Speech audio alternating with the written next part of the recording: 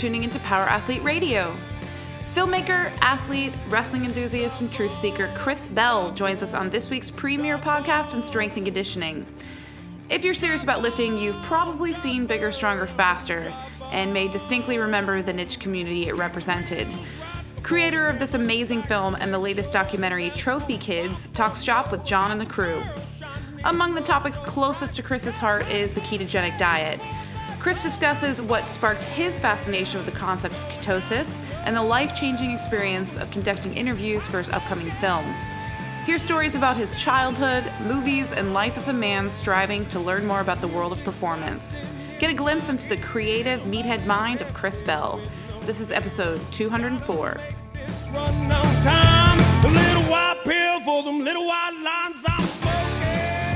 Power Athlete Nation, what is up? You got Luke here, John sitting around the table. Say hi, John. What's happening? And Tex. Howdy.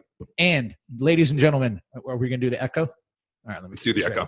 What you are about to embark on is another episode of the premier podcast in strength and conditioning. Yeah, we just recently got a soundboard, and we're all enamored with the fact that we can change it up and change the echo thing. So we've been just morons. But Tex and I have a surprise for listeners, because we've been saying we're the premier podcast in strength and conditioning. And spoiler alert, we have Chris Bell on today. And if you don't believe it, Chris, here's what we're going to do to create, to convince you people. Are you guys ready? All right, here we go. Okay, Google. What is Power Athlete Radio? Listen. According to Power Athlete Radio is the premier podcast in strength and conditioning. You heard it there. It's Google official. It's on John. Google. It's on the internet. That's insane. It's got to be true. We just hooked up with the NSA, man, and we had them put it in there, and everything's good. All right, no more bullshit. We have one of not only a premier podcasting guest, but also somebody selfishly I've wanted to get on the podcast for a long time. And I'm actually super stoked that you were able to make the time to get us on. You're big time, Joe Rogan, all this other stuff, which, he's not the premier podcast strength and conditioning, thank God.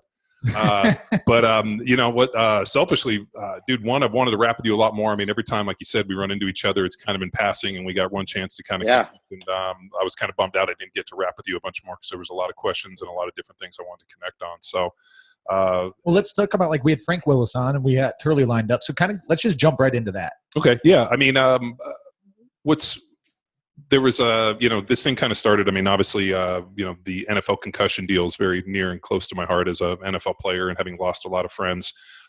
And we had Fred Willis on, who's a former NFL player. You guys listen to that podcast talking about the concussion settlement and kind of a lot of the dirt behind the scenes of that stuff. And, and on the other side, especially my good friend Kyle Turley, who's been dealing with some early onset Alzheimer's, and really kind of fighting this good fight on cannabis and treating cannabis for a lot of the brain stuff. And, I really thought about getting Chris on, because one, I wanted to hear, I'd like to talk a little bit of Bigger, Stronger, Faster, but I'd love to hear about, your new deal with is it Kratom? Kratom. People pronounce it both differently, but Kratom's a plant from Southeast Asia that is sold as a dietary supplement here in the United States. And the reason why the DEA has put a Schedule 1 intent to ban out for Kratom is really interesting. It's a plant. I don't call it a drug, and I don't call it an opiate. It's a plant with opiate-like effects that works on the brain, but it works to a degree, and this is what people really need to understand right off the bat. It's about 1,000 times less potent than a Vicodin, but it still works for pain. Mm-hmm. That's how strong these pain drugs are that we're taking, right? So it works great for pain. Takes rid of. I have arthritis. I had double hip replacement surgery 9 years ago, and for me, I'm in pain every single day. If I can wake up and make it to the gym without this whole sort of glaze of pain over my entire body, this chronic pain, I wouldn't be able to make it to the gym. Or if I went to the gym, it would just be kind of half-assed. Now, I'm not squatting and deadlifting, super training weights anymore, or your guys' weights anymore, but I can be healthy, and I can train hard, and I can feel good. And that's what's important. So that's why I started taking Kratom. And then as I started taking it, the DEA came in and said, well, we're going to ban it. And that's where this movie came from. Well, Kyle, in a similar vein, I mean, Kyle, when, we were playing, was constantly dealing with pain. And for some reason, and I I've talked to numerous people, big, very intelligent doctors on this whole deal. And for some reason, the pain never bothered me from playing in the NFL the same way it bothered other guys. So like I knew a lot of guys that were chewing up Vicodins and kind of on a lot of painkillers, and they asked me, and I was like, I never really took that stuff just because, I hurt, but it didn't affect me in the same way. And, but then I was laughing recently with my mom where she was like, do you remember when you were like 7 years old and you got a cavity? I'm like, not really. And she's like, you went to the doctor and actually had the doctor drill your tooth without Novocaine, without any numbing agent, because you wanted to feel with it and you didn't flinch. And, so like even as a young kid, like I always had like a pretty high pain threshold. And I think like maybe that contributes, genetically. But Kyle was one of those guys that took a decent amount of painkillers, and then when he got out, he started exhibiting more and more problems, and all they started doing was just stacking more and more drugs. Yeah, they stack. Yeah, they give you different stuff. Yeah. So then they were like, at one point, they were, the comment is, we have to find the right combination for you. Like the right cocktail, right? Well, yeah, and he, he's like driving around. He's in his car. He's like having thoughts of like veering off and killing people. He like, like his wife found him like, in the window ready to jump out. He started having visions of like murdering people, and he got to the point where he was like, man, I can't. This stuff is going to either kill me or kill people around me. It's a bad deal. Look at guys like our boy Junior Seau. He was a stud for USC where I went to school. I just feel so bad for him and his family. He was a maniac on the field, and he was also a maniac off the field. And a lot of that had to do with, later on we found out, like opiates and all sorts of other mental issues due to the ALS and the brain trauma. And all these things can be helped. All these things can be avoided, and all these things can be fixed. Mm-hmm. But we have people in office like Trump right now. He wants to get rid of healthcare for addicts and for mental health patients. Well, mental health patients are people that died, like my brother. That's mental health patients. There wasn't much help for him when he was getting help to begin with. My parents were broke trying to pay for all the treatment that he had to go through, and it still didn't work. At the end of the day, he's not here anymore. So I think by taking away these programs for addiction and counseling and mental health and all these things, is going to be detrimental to our athletes. And I think as athletes, we got guys big and strong like John Welborn that can fight the fight. I think as athletes, if we band together with people that are names in the sports, in the big sports world too, we can get people, sort of a grassroots movement to get people out of pain, to get people off of opiates, to get people mental health treatment, to do all these things. But people need to come together in order to do it. It can't be just like one guy talking. And a lot of times I feel like that's what I'm doing. It's like I'm just one guy out talking all the time. But so I'm trying to make some action happen with some of these things as well now. I mean, don't sell yourself short. I mean, dude, you as a kind of I hate to use the word like as an indie filmmaker, but really is like making these documentaries and sure, that's what it is. Yeah. Yeah. I mean like the power and like the reach. I mean, I think I told you the story when one of our closest friends and Nate who trained with us for years, he literally saw your movie and left there and decided he wanted to get strong and literally searched me out and found me and has become one of our closest friends. And I remember amazing. when I went out for a couple of weeks to hang out with Louis when he was starting his certification, and I brought Nate with me, and I remember like us driving to Westside and him, like, he got all quiet. I'm like, what's up, man? He's like, I can't believe we're going to go to Westside Barbell. I'm like, what? And then he tells me the story he had never told me about seeing your movie, and it was so impactful, and like this completely changed the vein of his life. I mean, so like that in itself is, you never know how far these things are going to reach, but the fact that people will see me in the gym, like in Golds right now, I just got back from Golds and walking through, and I see this guy with a super training shirt, and I'm like, this guy's he's coming right for me, And he comes up and he's like, hey, what's up, man? I just want to let you know that your movie completely changed my life. Like, the reason that I'm here right now is I just moved out here. Like, I'm starting to lift, like, everything. I'm like, this guy did that for me. Like, I did that for Arnold, but like Arnold was a big giant movie star. So I think like with the power of social media, the power to interact, and the power I was talking to Tate Fletcher actually like a year ago. I think we were probably at the CrossFit Games or something.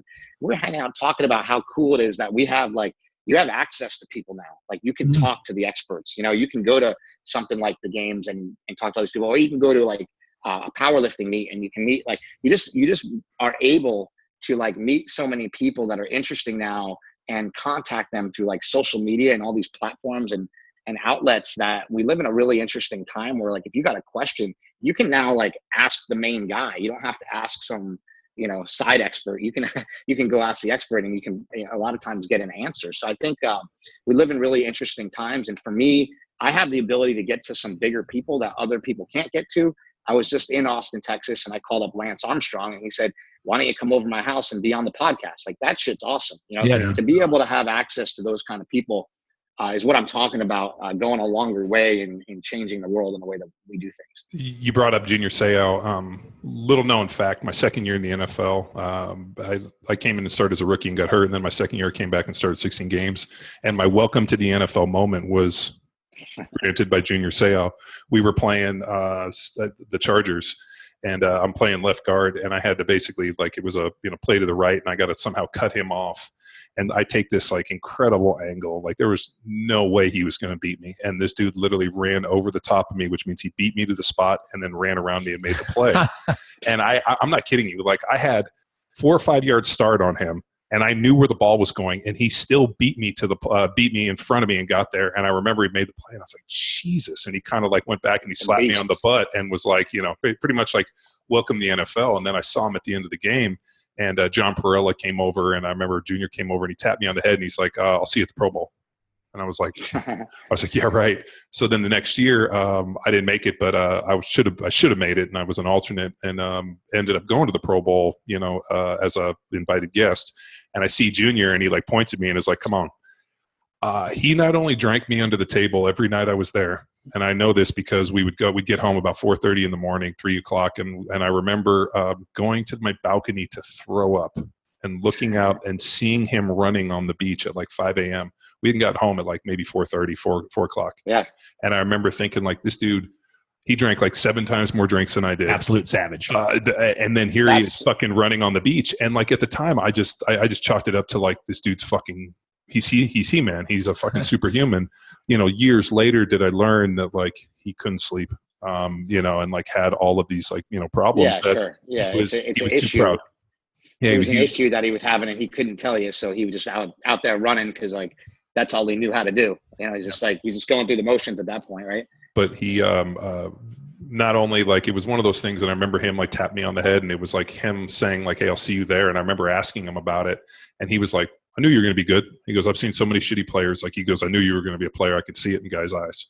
And I'll tell you, I called ESPN the day after he died, and I said, "We need to make a documentary about this guy. He went to USC. I know all about him. I have access to his family. Like, we should do a documentary about him," because I said he killed himself because of the brain injuries in the NFL. And the people from ESPN were like, "Well, first of all, it's too soon, and second of all, we don't do those kind of documentaries. Like, do you know why? We don't make assumptions about things." Like, yeah, because you guys represent the NFL. Well, no, the NFL owns ESPN. I mean, yeah, it's ABC, yeah. I mean, they own, like, look at the the games televised. I mean, if you go back and you follow the money trail, like, ESPN is pretty much a subsidiary of it is a subsidiary of the NFL. I'm probably locking myself out from ESPN forever for saying this, but I have pitched at least 20 movies to ESPN. They've turned down every single one of them. Every single one of them is fucking awesome. Like, beyond, like, dude, blow away fucking 30 for 30 garbage. I'm telling you, like, they don't go deep in those because they're fucking scared. They're scared of what's out there. Yeah. They're scared of what's really going on in sports. Yeah. They're scared of what's really going on in drugs. There's people like Vice that are out there covering this shit. And ESPN is going to lie in the wake of what happens when, real news about these sports issues starts coming out in other places, and people start really talking about it. People think athletes. They're part of athletes are healthy, and they're not. Like, that's the problem. Is they are damaged goods a lot of times and need help, and we're not helping them. But I mean, it's kind of the toy soldier thing, man. Like, you buy your shiny toy soldier, you play with him, and when he gets a ding and a dent, you throw him in the trash and you go get a new tiny soldier. Sure. And like, and that's what's interesting with the NFL is that there's just this renewable pool of kids to come through. I mean, and it's like, they pay you. Like, they pay what they pay you. I don't know if you guys had this when you were a kid, but I'm a nerd. So I had wrestling action figures, right? Oh, yeah. There were like these little plastic toys. And, you used to have, there was ones that WWE made that were like this giant rubberized figure. But then you had these other ones that were from like the NWA and AWA. And you could like literally like rip their heads right off and put a different head on. And that's what I used to say, like Vince McMahon used to do. Like, it's like when one wrestler, dies, it's like, okay, we'll just replace him with the next guy. Mhm. And that's what the NFL does. And that's what all these places do. The WWE actually has made a vast improvement in what they do through putting Triple H in charge of their wellness program. They actually do a lot of testing for opiates. They do testing for steroids, which I don't know if the steroid testing is accurate. Well, I don't think it's actually necessary. I don't think that, look, if somebody has a problem and, they look ridiculous or something, they look like they're going to die, maybe test them for steroids or something. But like, when your job is to look good, I don't think that should be on the thing. But, Right. It's because it's a publicly traded company. But I do believe what they did with the opiates is a step in the right direction. And also, just like the NFL, they're doing it because they're coming under pressure and they're getting sued. Two of my so Chris, really, what are they really, doing if they test and they find test positive in the if they test positive for opiates, they will get fined and they will get taken off the road. If they get tested positive for marijuana, usually the guys just pay it. I don't know if that's less like lightened up. I know, like, for example, Rob Van Dam, he would just get like the marijuana is just a fine. So he was just like, here's 25 grand, just keep, put it on my tab every time I get caught. So on the opiate side, they don't couple it with treatment or anything? Opiate side, they definitely couple it with treatment. I've had friends that have been out of the WWE for over 10 years and they've gone to treatment for free because the WWE is paying for it. So I've seen a lot of treatment. Most of the time what happens is, like, a guy will get caught and they know what they're doing is wrong, and they'll pull them off the road, and they usually like learn their lesson. They go back to, they'll get tested again. They'll never do it again. And that's most cases. But, we've seen, because of the past, there was a huge problem where, people were taking these pills like crazy. My brother, Mad Dog, used to get booked on shows just because he would show up with a ton of drugs. So the wrestlers knew that. So they always, hey, get Mike on the show, and it wasn't the only reason that he was picked. He was great at what he did, but also when you have somebody who is going to show up with the pills, you're going to make sure that they're on the road with you. Wow. Chris, did you study filmmaking at USC, or is just something that passion led to this? You had to get a message out to help folks. I went to USC specifically for film. So I was actually in a community college. I went to high school in upstate New York. I grew up in Poughkeepsie. There's not really a whole lot going on there. And after leaving high school, getting out of high school and everything, my dad basically gave me the worst decision that a father could ever give a son. It's like, hey, either go to a community college because your grades suck, or go get a job working for the city as like a trash man, a post office worker, all these things, which are fine. But like, that wasn't anywhere near like any goal that I had, and at the time I was into like lifting and all this stuff. I didn't really know what I wanted to do. So I took the option of going to the community college.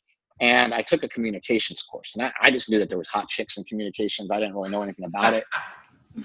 It was like it was the dumbest thing to take, so I just took it, right? So I took communications, and they said, okay, you have to do a radio commercial, just like you guys used to know doing that. And I had the mixing board with the echo, right? Lucky. And they said, Genius. okay, you have to do a commercial for the radio. So at the time, Evander Holyfield was fighting Mike Tyson. And I just did this like grandiose, like ding, ding, ding, ladies and gentlemen, and I did this whole commercial for this giant event coming up. And my teacher was like, oh my God, this is fucking crazy. There's like crowd in the background, and, the bells are ringing, and fucking Tyson's voice is coming in, and, it's just like all badass. So my teacher's like, you understand that this shit's at a different level than all these other kids, right? And I'm like, well, I just want it to be good. I just want, want to get a good grade. And she's like, no, your shit's like, it's different, So I didn't really know what that meant. And then I went to a video class, the next semester, and I made a music video. And my teacher said, your stuff is different. There's something about it. I don't know what the fuck it is. It's different. And so I didn't know what that meant either. And he said, you need to enter this in this contest. So I entered my music video into a contest, and it won first place out of like 800 other music videos that were all shot on like film and, expensive cameras. I shot mine on a VHS camcorder. And because it was creative and inventive, it was like rapping cowboys, basically. Back before Kid Rock ever said he wanted to be a cowboy. My friends from Poughkeepsie rapped, and they were actually really good. And they were funny. And so we made a video for it, and that won. And when I got to California, the woman who was running the contest, I still remember her name. It was Lee Briggs. This is over 20 years ago. Lee Briggs said to me, Christopher, you have so much talent. You won this contest hands down. You beat everybody. It probably doesn't mean shit coming from me, but Francis Ford Coppola saw your video and said, that's the winner right there. And that was the moment where I knew shit, like, okay, something's going on here. Like Francis Ford Coppola, like how did he even see my video? You know, like, I don't even know.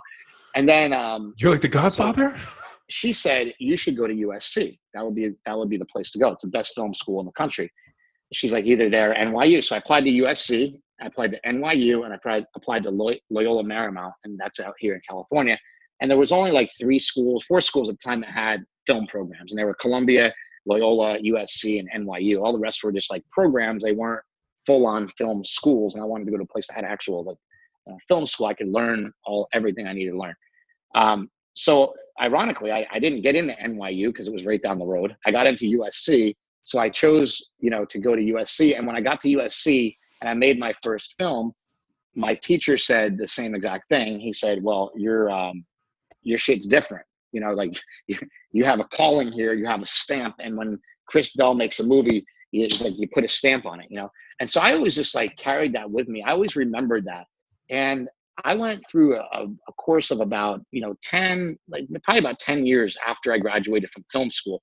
My father always told me, it'll take you 10 years. Like when I graduated high school, he said, listen, the only time my dad ever gave me any sort of like real advice on anything, he said, whatever you want to do in life, it's out there for you. However, it's going to take you 10 years to do it. From the day that my dad said that to the day I was standing on a stage at Sundance Film Festival with my movie was exactly 10 years. Like, it's like almost exactly. Because I actually went to school. I went to school in December. Right, I went a semester, like the second semester, and so I left for school in December, and that was in January, exactly 10 years later. So my dad's like a prophet or something, I don't know, but anyway, maybe it's his tight relationship with God. But it's just really interesting because it was 10 years of struggle. It wasn't like a 10-year like, oh yeah, this was the course, but it's like that whole 10,000 hours thing. It was like I needed to get beat up before I made bigger, stronger, faster. I needed to be a little bit older, a little bit more mature. I needed to have more shit going on in my life. I needed to see more and do more before I made that movie. And I think the same was true with Prescription Thugs or any of the stuff that I'm making. It's all happening now because it needs to happen now. Well, I guess with that said, I mean, John, long spiel. No, dude. It's one reason we want to have you definitely have the gift of the gab. So I mean, like, and selfishly, I mean, I sit back and like, it's always nice to to be a fan and like, hear a little bit of insight. I mean, the idea for, bigger, faster, stronger. I mean, like you were saying, people were like, oh, I had this idea. And you're like, no, you fucking didn't. Well, they could have had the idea. I don't discount that people had the idea. I just doubt that. Like, anybody else could have made the movie. I say this right now. I have an idea for a show. And my friend said, don't tell anybody. I said, dude, I'll tell everybody. I'll put it on the internet. I'll post that shit on Instagram and somebody still won't make what I make because they're not fucking me. Sure. And if people don't have that kind of confidence, then like get out of the business, go do something else. And you should have that kind of confidence with anything, with your training. Like you're gonna like, oh, I'm gonna write a book, so I'm gonna hide this training technique from everybody, and nobody can. It's like, no, it doesn't. That shit don't work, man. But I mean, it doesn't work, right? So I mean, think about how impactful like Pumping Iron was. I mean, like we're of similar age, and like that movie to me, and me seeing that movie, like that's what wanted. Like I remember seeing Pumping Iron and thinking to myself, I want to lift weights.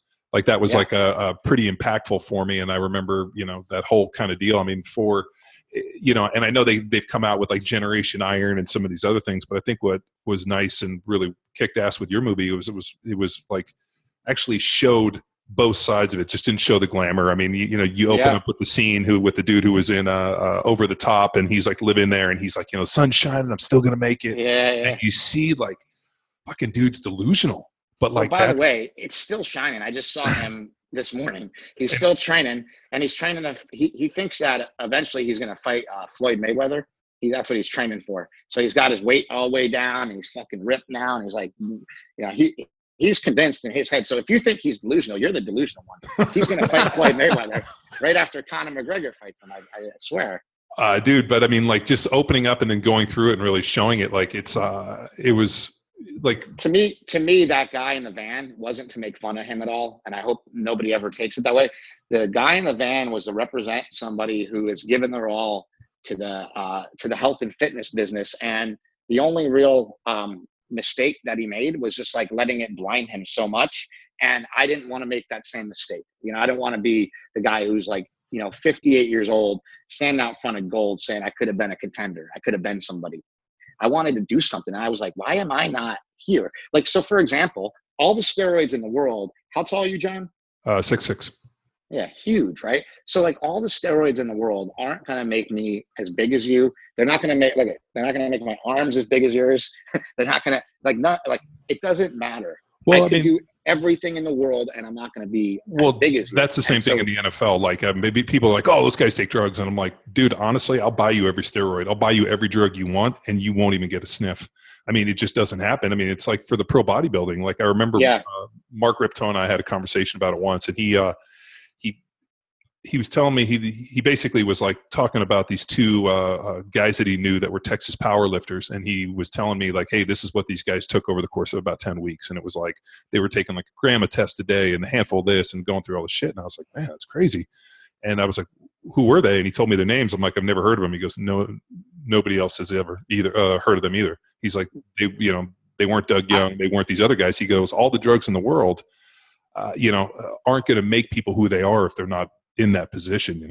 I went to USC, so I was around it a lot, and I don't mean steroids. I was around football a lot, actually, and I actually was in an exercise science class with like half the football team. I knew everybody on the team at the time, and we were all friends and everything. I actually outbenched everybody on the football team that year. I think I did 470 in the. What year was this?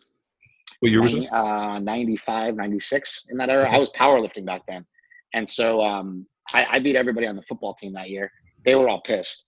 But one of my best friends, I won't mention his name, one of my best friends and I had an anthropology project. And for the anthropology project, we went down to Mexico.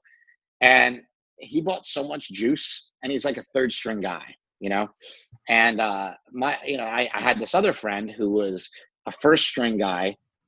He was a scholastic All-American, like All-American. So he got like a 4.0. And he was big and strong, and he went to the NFL. And I know for a fact that this guy didn't know shit about steroids because he didn't even know what protein was barely. So, that you have those guys. They're just these freaks out there. And then, a lot of people want to say like everybody in NFL is on the juice. And I don't necessarily believe that. You might know more than I do. I don't believe everybody is. I believe either you're just a freaky freak, or you're, probably taking something, but we've seen a lot of freaky people that are drug free. Yeah, it's genetics. I mean, I think back I agree with. I would agree with point in the NFL. I think guys could drug their way into it. Maybe like in the 70s or the 80s when that got real big, and then all of a sudden it switched. And I remember seeing, dudes walk in. I mean, I still tell the story. I mean, I trained the whole off season. I benched 5.25 for like a triple or something. And I walked in and I watched a dude, basically who hadn't lifted weights in 6 months, put like 555 on the bar and do it for like 6 reps in like under 4 seconds. And he put it up and he was like, what do you think? And I was like, fuck. I'll give you a good example. My friend that I went to Mexico with, who bought a ton of steroids, could grab me underneath the armpits because I'm 5'6", and he could lift me up like a baby. Like you could probably do the same thing. And I was like 240 at the time. So no matter how strong I could outbench him by like 10 pounds. This guy would fucking throw me across a room. You know what I mean? So it's like to say like, oh, I outbenched him. Like that's all I had on him. You know what I mean? He was faster. He was bigger. He was better looking. He got laid more. He made more money. You are not your bench press. But I could bench more than him. So that's all I held above him. So I thought it was cool. But I think that's like to your point. I think the genetics play such a huge role in athletic ability, and that we can't really begin to even tap into it. When you have guys like Jesse Norris that weigh 198 pounds, deadlifting 850. My favorite power lifter, I have to mention his name, is this kid named Jeremy Avila, who you guys probably never heard of. Jeremy Avila, 3.5, 4 years ago maybe, was slamming heroin in his arm for a good 5 or 6 years. He was a heroin addict. And I just saw him deadlift at my brother's gym. I think he did 785 for a triple. And he just looks like a normal dude. He's like, maybe he's 220 or something like that. He is a freak. And, to see somebody go through all that and be able to come back, out of it and be able to deadlift, for him to lift that much weight, that's so genetically gifted. Sure. But like, thank God he found that. You know, he might be dead in an alley somewhere if he didn't find that strength. But like, he was a guy who basically like was a heroin addict who met Jesse Burdick, and he had turned his life around. And Jesse was helping him, training him, and Jesse just realized this, like, wow, this kid's got some potential here.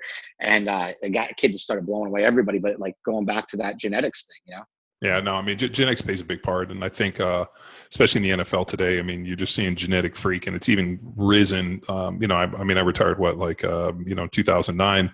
And over the course, like I played right at the end, the tail end of what I called the old NFL, and then played into what I call the new NFL, where like there were still dudes like the type of guys that were, you know, when I was a rookie, were still like the 7, 8, 9, 10-year vets, were like guys that had, you know, come in the early 90s, and like kind of this, you know, where it was, you know, if I can shoot guys up and blood and guts. And then all of a sudden it became this like kind of different deal. And I saw just a strange kind of changing of the guard per se, where, you know, they just kind of got rid of a lot of those old guys. But no, it's you read a lot of stories about like the welcome to the NFL stories, you know, like where, you know, we might think we know what it's like to be involved in something like that, but like only the guys like you know what it's really like. Cause it's got to be a different world, man. Like we had a guy at Super Training, Cassius Marsh, who plays for the Seattle Seahawks.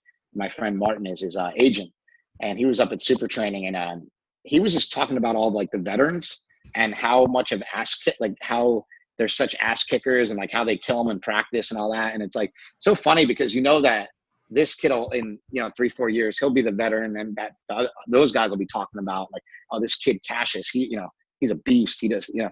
So he was talking about, you know, all the other guys on the Seahawks that were like that and that he looked up to.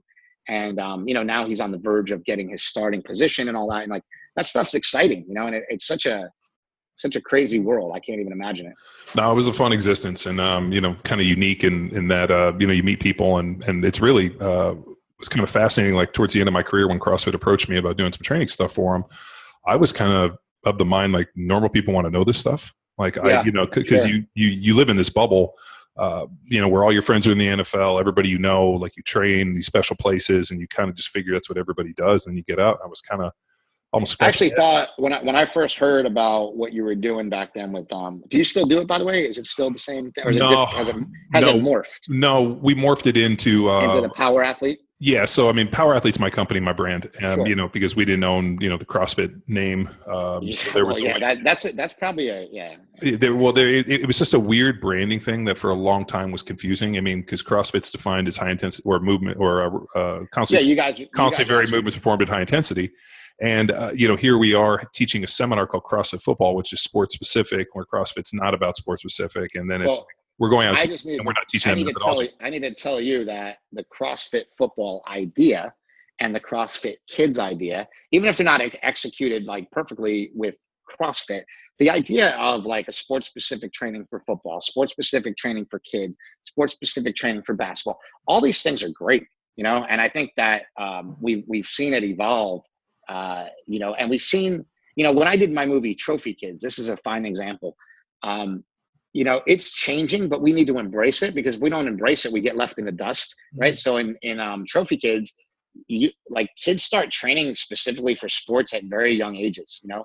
And if you're a parent, you're in like a tough world, and I'm sure you guys deal with this, like where the parents like, well, I want my kid to play football, but he actually likes this or whatever, you know. But you get in this weird world where you kind of have to choose pretty young. You have to make pretty big decisions about like what your kid's going to play pretty young, or you can just decide to skip all that, like my brother has, and his kids don't play anything right now until they sort of find it on their own, you know. But those are tough choices for parents. It's like hard for Mark to sit back and go like, well, my kid doesn't want to play basketball. Like, shit, I'd like him to, you know, but he doesn't push it, you know. We took the exact opposite approach with Power Athlete, and what I do with my own kids, in that I'm not really interested in my kids playing sports as much as I am interested in fostering and developing athleticism. So what I did is I sat back, and I've realized over, you know, and this is just my looking glass of, you know, playing in the NFL and having worked with all these guys, the best athletes in the world are always going to be the most successful given all sports. So if you can put together, and this is what I've worked on, is this idea, what I call the blueprint of athleticism, that, and really the cornerstone of the Power Athlete methodology is this idea of developing athleticism, because we defined it, we looked at it, we figured out how to model it, and we're able to do it. So for my own kids, I sat back and said, all right, what are the endeavors that I need them to do that are allow them to become the best athletes they will ever be, and then at which point they can take that athleticism as this commodity and they can focus it and point it at whatever they want to do. Yeah, because like running, jumping, lifting, all that stuff doesn't change from sport to sport, right? It doesn't really change. So you're saying you're working on overall athleticism. And what I mean by like sport specific stuff is just like my friend trains basketball kids, and he just trains them like they do all the regular conditioning training, and then he'll do a bunch of jumping stuff with them because they need to. Certain kids need to concentrate on. They don't have hops, so they got to concentrate on that. Other kids don't have agility, so he works agility with them. He just works what people don't have, and that's what I assume that you guys do too. You fill in the gaps of like what somebody doesn't have and make them an overall good athlete, not just a basketball player, a good football player. So for like my little girls, like swimming, which is like different orientation, like a different environment. So like swimming's important. They do gymnastics, which is basically moving in like moving in space. And like other little things that we go through, like are all these, and I set things up randomly to like see what they do. Like we have tire swings and just create different things within the house. Well, it's problem solving, right? And it's mapping over the concept that you put some hard work in, you progress over time, years maybe. It's a long-term goal, and you're going to be faced with problems. It's just fun now. You know what I mean? They're little obstacles. You're absolutely right. If you look at things as problem solving, then you're on to something. Dan Duchesne, who was the steroid guru, used to look at everything like that. Like he would say, I'm not a bad guy. I'm just a problem solver. Like, you can't lose weight. Here, take this diabetes drug. Try this, try that, and he was putting people, he was solving problems that people had regardless of what it was. And I think that's an important, it's just such an important skill to have as a personal trainer, as a coach, anybody, working with athletes or being an athlete, just being able to understand that stuff. Well, and where people fail too, especially with kids, is Nicholas Romanoff, who's the guy that inventor of the pose method. He teaches with CrossFit, and Dr. Romanoff and I, even though we don't subscribe to the pose, I will always count as like a mentor. And whenever I see him, like I'm so thankful to be able to spend time with him. I give him a hug and like, dude, I'm like, Doc, let's wrap. And we'll always have like a 2 or 3 hour conversation that ends up setting me on fire in like 20 different things. And I'm like, Doc, like I am nervous if I got to see you more than once or twice a year. And I remember the first time I met him, but he made some really interesting, just off the cuff observations. I don't know if this happens to you, but people say things, and then like a week later you're driving down the road and like you're replaying a conversation, and like the brain bomb goes off and you're like almost crash. And he made an interesting happens all the time to me, by the way. Dude, it happens to me too. And he made an incredible point to me once where children learn by watching, and they will become they'll become a reflection of you based off of what you do. And like he was talking about for athletic development. So in Russia, because he was a Russian sports scientist, Moscow, Eastern Bloc, and he was an Olympic athlete. And so all the Olympic athletes lived in these athlete villages. And the kids grew up in this environment around all the best athletes. And they learned, they played games and they went through this whole thing. And it's so true. Like you have these parents out there like, oh, I want my kid to be a pro baseball player as he's sitting there and he does no physical activity. So I get people all the time that ask me like, oh, what's the best thing I can do to get my kid better at something or get them prepared? And I told them, I said, take your fat ass to the gym and get in shape. Because if they see you doing it, then they will all of a sudden realize that this becomes the standard. Just like our girls, like they know that mommy and daddy go out and do these things. They watch, they see, and all of a sudden, like we were doing like pull-ups, for example. And I take my girls to Brazilian Jiu-Jitsu on Saturday, and my daughter who does gymnastics. That's awesome. By the way, I like that. So well, I've told them my good friend Todd White, who's a pretty super famous artist, but also one of Jean-Jacques Machado's like original students. Oh, yeah, I know Jean-Jacques. Has a place here in Dripping Springs. So I take him there, and like we were playing around, and my daughter jumps up, and at 5 years old, she has 5 dead hang pull-ups. And like these adults were like flipping the fuck out, and they were like, I don't have one. Like, how does she have these? I'm like, because we work on them all the time. And I'll put her on my fingers, and she can do pull-ups, and they work this stuff. But I'm like, the kids only know what's important to the parents. And if it's important to the parents enough for them to do it, not just tell them to do it, it's kind of like, hey, clean your room, but my room's messy. The kids won't clean their fucking room. Yeah.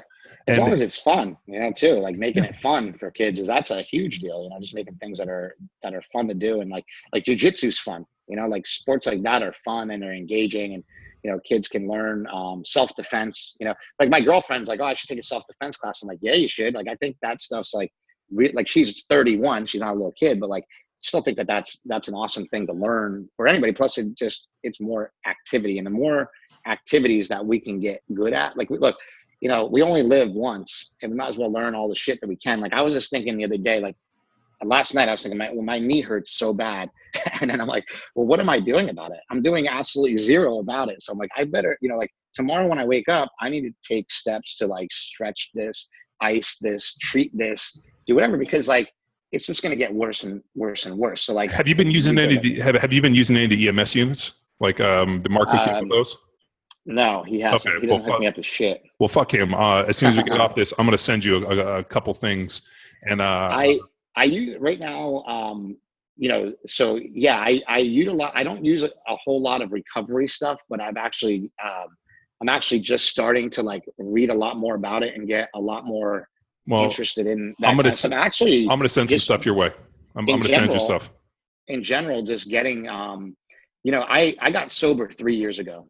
Right after I did Prescription Thugs, I was just popping pills like crazy and doing all stupid shit. And 3 years ago, I got sober. And then, about, let's see, like a year ago, 2 years ago, I lost like about 50 pounds. And the way that I did that was keto, like ketogenic diet. I didn't really tell anybody. I just, I went to the same place every day, and I got a grass-fed double cheeseburger, and I literally ate at this place, Burger Lounge, every single day. I know Burger Lounge. Down the street from us. Yeah, I would eat there 2 or 3 times a day. I knew all the people that worked there, and it's like, hey, what's up? Yeah, give me another burger. Go ahead. And I just would eat it without the bun, And I did that until I lost like 50 pounds. And then for some reason, I went for like a year where I just ate whatever I wanted to and just watched my calories. And I didn't gain a pound. I weighed 200 pounds, but I was 200 pounds of a crappy 200 pounds. So I was just like, you know what? Why can't I control my eating? Why can't I control the sugar? I was eating so much sugar. I just felt bloated and shitty every day. And so I just said, you know what? I'm going to go back on keto, but this time I'm actually going to learn what I'm doing. And I dove in head first. I went to the Metabolic Therapeutics Conference down in Tampa, Florida. I talked to Dominic D'Agostino. I talked to Jimmy Moore. I talked to Patrick Arnold. I talked to like anybody who's anybody in that world of the ketogenic diet. And I learned the goods and the bads and the ins and the outs and the ups and the downs of it. And just sort of embarked on that and have stuck with that. And I've, written, I think today I weighed like 182 or something like that. So, my weight has come down dramatically. With that, like the number one thing that has happened to me is I was telling you I was taking kratom for arthritis, but now with the ketogenic diet being strict, it's like the inflammation is almost all gone. So if you kill the inflammation, you kill that hormone, NLRP3 or some shit like that. If you like, keto will stop that hormone. That was what the keynote speaker at the Metabolic Therapeutic Conference was there for, was stopping inflammation. It will completely stop inflammation, and therefore the body can now heal, right? So like, that's what I'm trying to do, is get healthy again. If, and I know a little bit about that plight for just kind of, keeping tabs on you and some of the other conversations we've had, but the idea that, and I always thought this, like like the addiction, especially, when you run into people, and it was really interesting for me as an NFL player to see guys like really get hooked on the pills. And I always thought like something, whether it be brain injury or something chemically happened that all of a sudden now like this dependency kind of became, and I don't know if it was emotional, physical, chemical, or all three mixed together, but I wonder if the ketogenic diet, which is, has been used for hundreds of years for people to like fix epilepsy, like we had, from the, who was it? Oh yeah, Abrams from the Charlie Foundation. Oh yeah, Jim Abrams. Yeah. We had him on our podcast, he's great. Yeah, which was amazing until we realized that he had made Fletch and also Airplane. Yeah, that was like 90 minutes in. As we were like, this is great, and then we were like, oh my god, you made Airplane? Are you? Yeah, Jim Abrams. Yeah, he's like me and my brother hero. And so, I'm actually going to do my next film that I might as well announce it right here. My next film, I haven't announced it anywhere, and I haven't really told many people unless you know me, but I'm actually doing a movie on keto. Oh, no shit. That'll be called Keto Therapy. And keto therapy encompasses all these different therapies and modalities for disease. So when I went to this metabolic therapeutics conference, like epilepsy, MS, PTSD, ALS, CTE, you can name any disease that has to do with like your brain or your metabolism, and ketogenic diet can improve it, right? So I know all these people are out there going like, he's full of shit. It fits your macros. And people can argue nutrition all the time. I am not interested in that. All I'm interested in is for myself. And I know what works for me. And so I'm following that plan. I'm also right now reading Rob Wolf's book called Wired to Eat, which is amazing. I'm just trying to pull it all in, like how can we know what the best diet is if we haven't read every diet book? So I've read, I've read the paleo books. My real foundation in nutrition comes from working with all the pro bodybuilding coaches at Gold's Venice. So I know, I know what the bodybuilders do. I know for me, a bodybuilding diet is just simply too difficult because of the sugar crashes, because you're up here and then you're down here, and you're up here and you're down here. And I can't do that. Like I'm gonna need a more consistent. And that's a lot of people can't pull that off. But I mean, we just, I've known, Rob for just ever. I mean, we just had him on our podcast last week. And the thing which, we've always gone back to is you can look at all these different dietary approaches, whether it be, paleo, keto, all these other things. At the end of the day, the building block of them all is food quality. Like the people, nutrient density. Nutrient density. The it's people that same, eat, right? the people that eat a more one ingredient, more basic, and I hate to say like real food, but like this idea of like a simpler, whole food, nutrient dense diet will always be healthier regardless of how you want to skin your macros. And like if you eat broccoli, chicken, and avocados, like you're going to be fucking healthy. But obviously you need more variety than that. But if those are the kinds of things that you're eating, you're going to be fairly healthy. You got to cover the spectrum. Yeah. And like, and that was kind of where I get a little sideways with, like I don't really give a shit, like, cause everybody genetically is going to be able to handle a different macronutrient ratio. Like certain people are less or more efficient with carbohydrates. Some people can handle fat a little bit better, and we can do some genetic testing and figure that stuff out all day. But at the end of the day, there's no genetic testing for garbage can or for just like crappy food. Yeah. Vending machine diet. Yeah. Like a vending machine diet opposed from, I can look at somebody like you and I can see that you're jacked, and I can see like, okay, John, what's your goal? You're talking to John. I thought you were talking to me. I was talking to you two guys on the side. Yeah. So like if I look at, if say John came to me, I'd be like, dude, what do you want? Like first of all, people do that. They'll come up, they'll be John's size and be like, how do I get big, dude?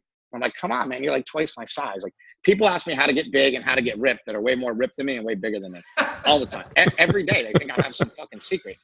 And it happens all the time. So, but what I'm saying is like, I can look at you and be like, well, what's your goal? You're like, I just want to get stronger, for football, whatever it is. So like, but I can look at you and go like, well, you don't need to lose a lot of body fat, do you? Like, you need, what is your goal? Right. So like, for example, my girlfriend's on keto also, but she's 125 pounds. So her goal is to get down to like 120. So it's like it's like a little shift in weight loss, but for her, she's dyslexic and learning disabled. So for her, this ketogenic diet helps sharpen her mind. There you go. A lot better than anything else. It's pretty amazing. Like when you get into like a ketogenic state, cause like, I do this deal, which is kind of a cyclical, like where I try to periodize my diet. And so like, I'll eat like, I'll eat carbs. And so right now I'm in like the keto part of my, phase of the year. And the amount, like when you're actually in that keto phase and like, I mean, I am pretty good like with the blood testing, but also I know when I'm there just based off of like, not only the fact that it a little bit. Yeah. Well, yeah, it tastes like I've been sucking on pennies, but also I can feel it like I'm way more lucid and all of a sudden like hyper focused on things. And I could see where if you had some form of like issue, whether it be ADD or maybe, dyslexia or some of the things where maybe your brain chemistry wasn't dead on, I could see where, the ketogenic, because I know for me, when I retired from the NFL, like I was like, man, I wonder if I'm having some problems. And it was actually Matt Lalonde, who is a doctor of organic chemistry at Harvard, who, is a good friend of Rob Wolf and I. And I hit up Matt and I'm like, I'm wondering about this brain stuff. And he actually pulled 10,000 research articles and sent his team of monkeys to do all this research. And he called me up and he's like, dude, ketogenic diet, don't eat any carbs. And he sent me a macronutrient ratio. For 1 year, I didn't eat any carbohydrate. And I remember I got to the end of the year and I crashed through, and it was like I came out of this fog. And I tell people all the time, I'm like, if you can do it and you can survive it, because a lot of people don't have the mental fortitude. If you can do it for 3 months, you'll get into that zone. And a couple of months to get in that zone, If you can get into it for a year, you will come out of the fog. And I've met tons of NFL players and guys with traumatic brain injury and different things. And I tell them, I'm like, dude, if you can do it, you will come out the other side and you will feel fucking on point. And it's just the problem is a lot of people physically cannot not eat carbohydrates. I think in this film that I do, we should definitely talk about it. We should get some of these guys in there. I would totally be down to find people. I'm not in the guinea pig and anybody, especially with stuff like that. But I'm totally into somebody willing to do it and willing to take that. Say dude, I'll try it. Let's go, and then we'll film it. I would totally love to talk about my experience, because I went to the Amen clinic, and when I got tested, they told me that I had some brain injury from playing in the NFL. I did that ketogenic diet for a year, went back for a redeal, and they couldn't find the brain injury. If you look on, I have a YouTube channel called Keto Strong that we just started. I started with my girlfriend, and we have a video on there. It's one of the ones about cancer, and it's there's only 10 videos on there you can find. It's this kid, Christopher Morplant, and he was walking around this metabolic therapeutic conference with a concave hole in the side of his head, and I just knew he's one, he had a big scar and a concave hole in his head, and he wasn't covering it up with a hat or nothing. He was just boom, there's my scar. I'm wearing it. I'm proud. And I walked up to him and I said, I need to hear your story. I have no idea what it is, but I need to hear it. And he's like, do you have 20 minutes? And I'm like, yeah, sure. And I was filming it. And he tells me his story, and he was about to get married, and he found out he had stage 4 brain cancer. Jesus. About a couple months before he was going to get married. And his wife said, he told her, and he said, you can't marry me. This isn't going to work out. I have brain cancer. I'm going to die. It's going to be, it's going to be short and sweet. And this is fucking terrible. And his wife said, you're stupid. I'm marrying you no matter what. If you die, you die. That's the chance we take, but we're going to get through this, which is awesome, by the way. And his wife said, I've been doing some research, and I found this guy who had epilepsy, and he cured it with a ketogenic diet. And the guy's like, well, look, I got stage 4 brain cancer. This is completely different than epilepsy. She's like, I know, but you're having seizures and blah, blah. So this guy decided to give it a shot. 3 years later, he's down from 330 pounds down to about 180 pounds. His brain cancer is completely gone. They cut it out. First of all, they cut it out. And then the second part of the process is the ketogenic diet will kill all of the remaining cancer without chemotherapy and hard drugs that will kill the person. And also, this guy is he's now happily married and waiting for his first kid to arrive, which is just crazy. I couldn't, when I was talking to the guy and I left, I cried for 10 minutes straight.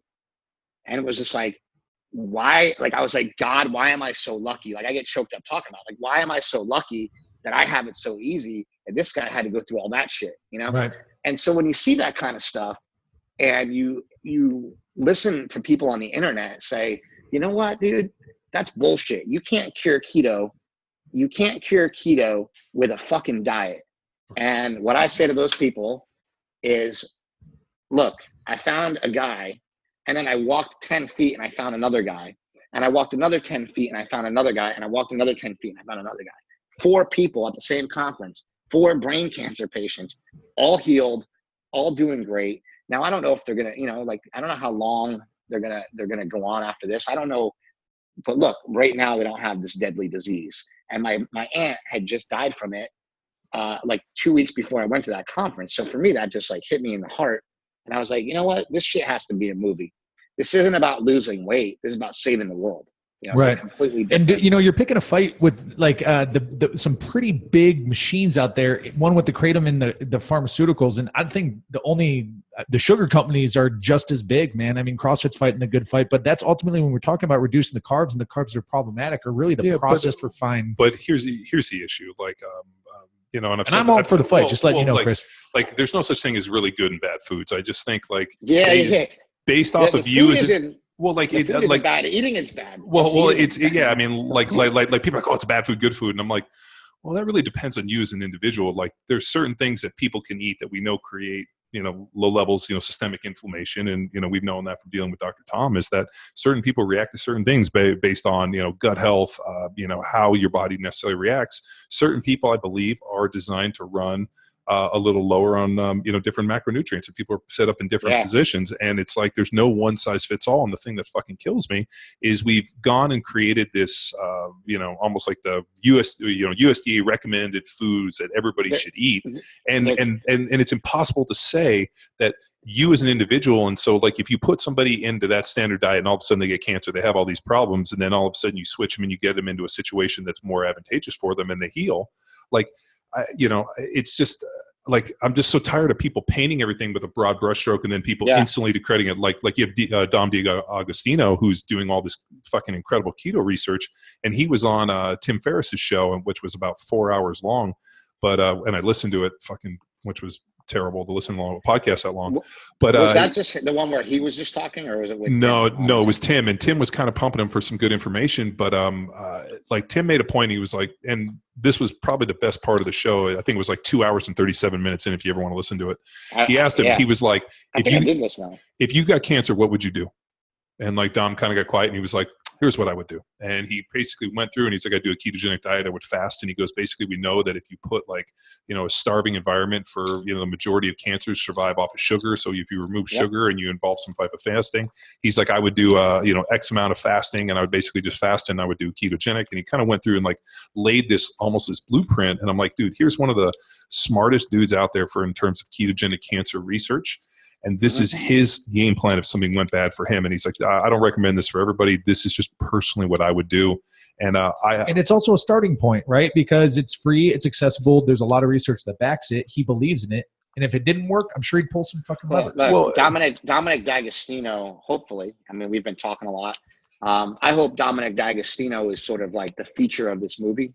I feel like out of everybody that I've talked to, he has the most information. The most good information, the most solid information, the most well-backed information. And what I like about Dominic over everybody else in this world is that he's a true scientist. Yeah. He's doing the research.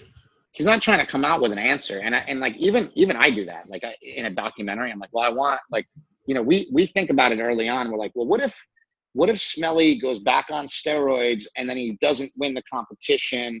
You know, so we think about people's lives in the form of characters, and it's weird because we're expecting an outcome, and when that outcome doesn't happen for your movie, it's always like a weird thing to accept. You know, like, it's always a hard thing to accept. Like, well, shit, now we don't have a movie. You know, or, you know, there was a point in Bigger, Stronger, Faster.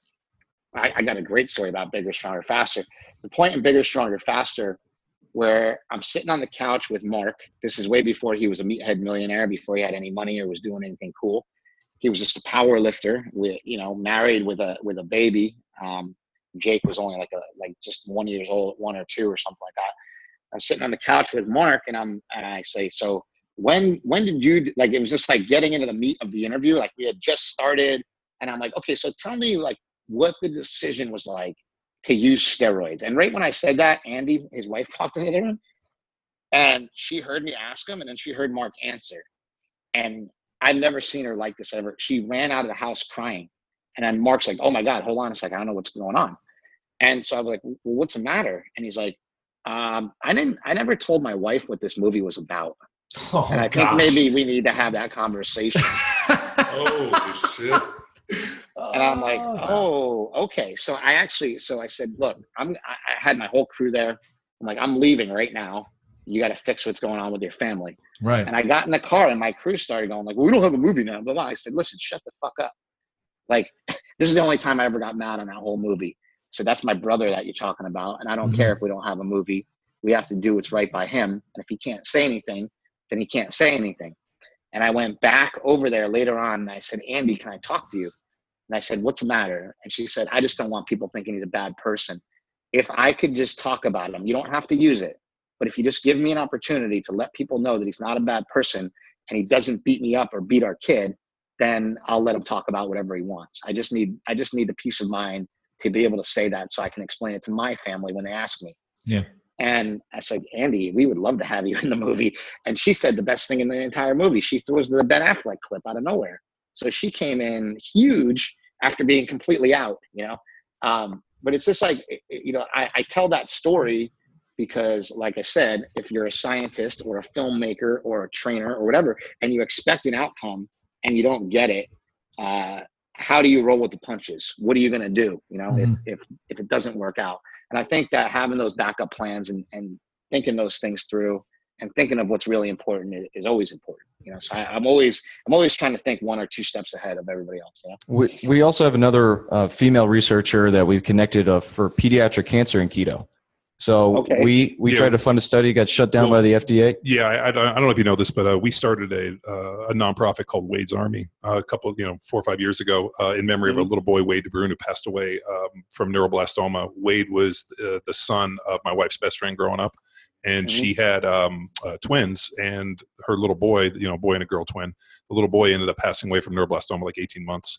And I remember my wife, at the time was pregnant with our twins, and it was this, huge deal. And I remember her being like, "Is there something we can do after he passed away?" And I was like, "Let's try to raise some money."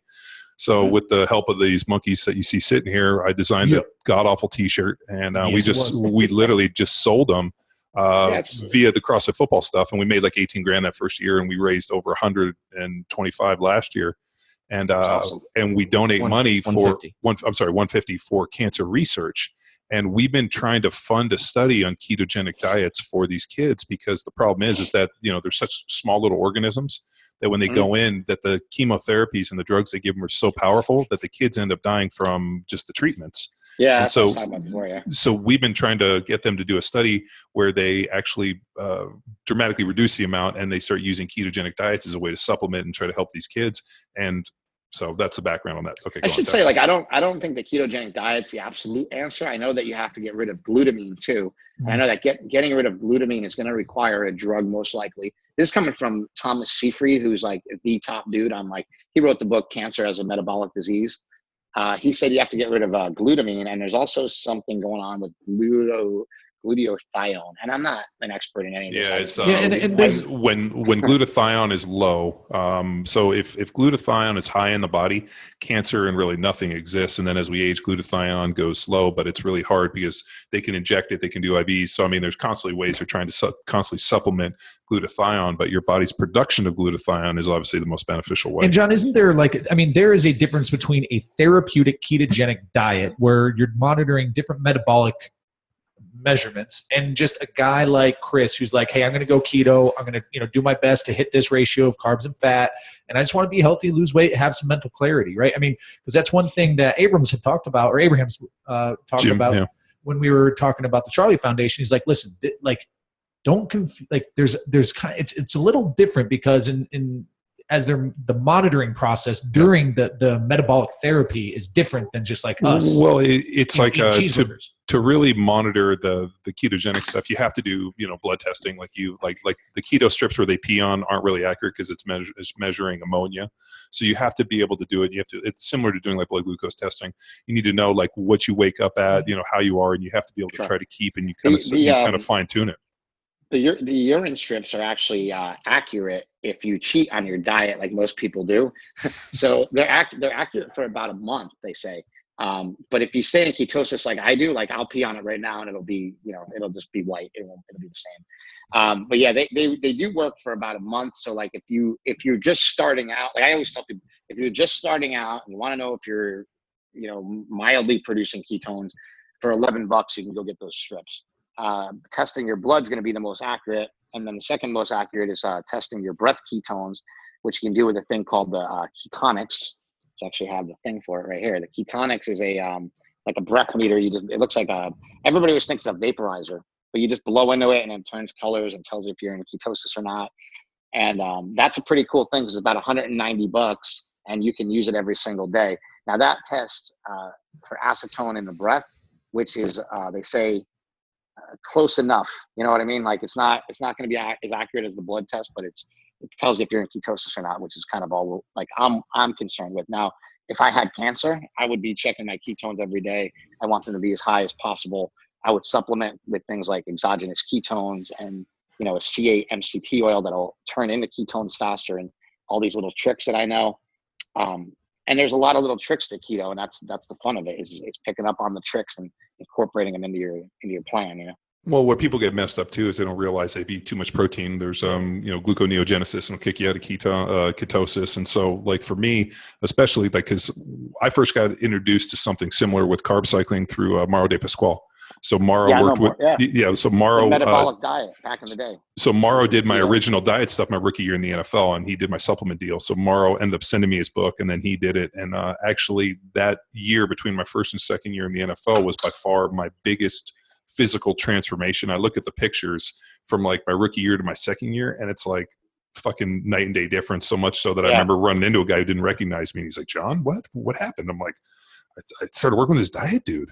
And Mauro's deal with, like, being able to, ketosis and supplement it through has been, was huge for him. You're a pretty jacked dude. Were you able to, obviously kept your muscle, right? You didn't lose, like, people are so worried about, did you lose a lot of muscle when you did keto? Or? No, for me, I've never had these dramatic weight losses where people do like the ketogenic diet and they lose, but I've also eaten a pretty... I don't lose. I haven't been losing like a ton of weight. I've just been losing good weight. I've been losing fat.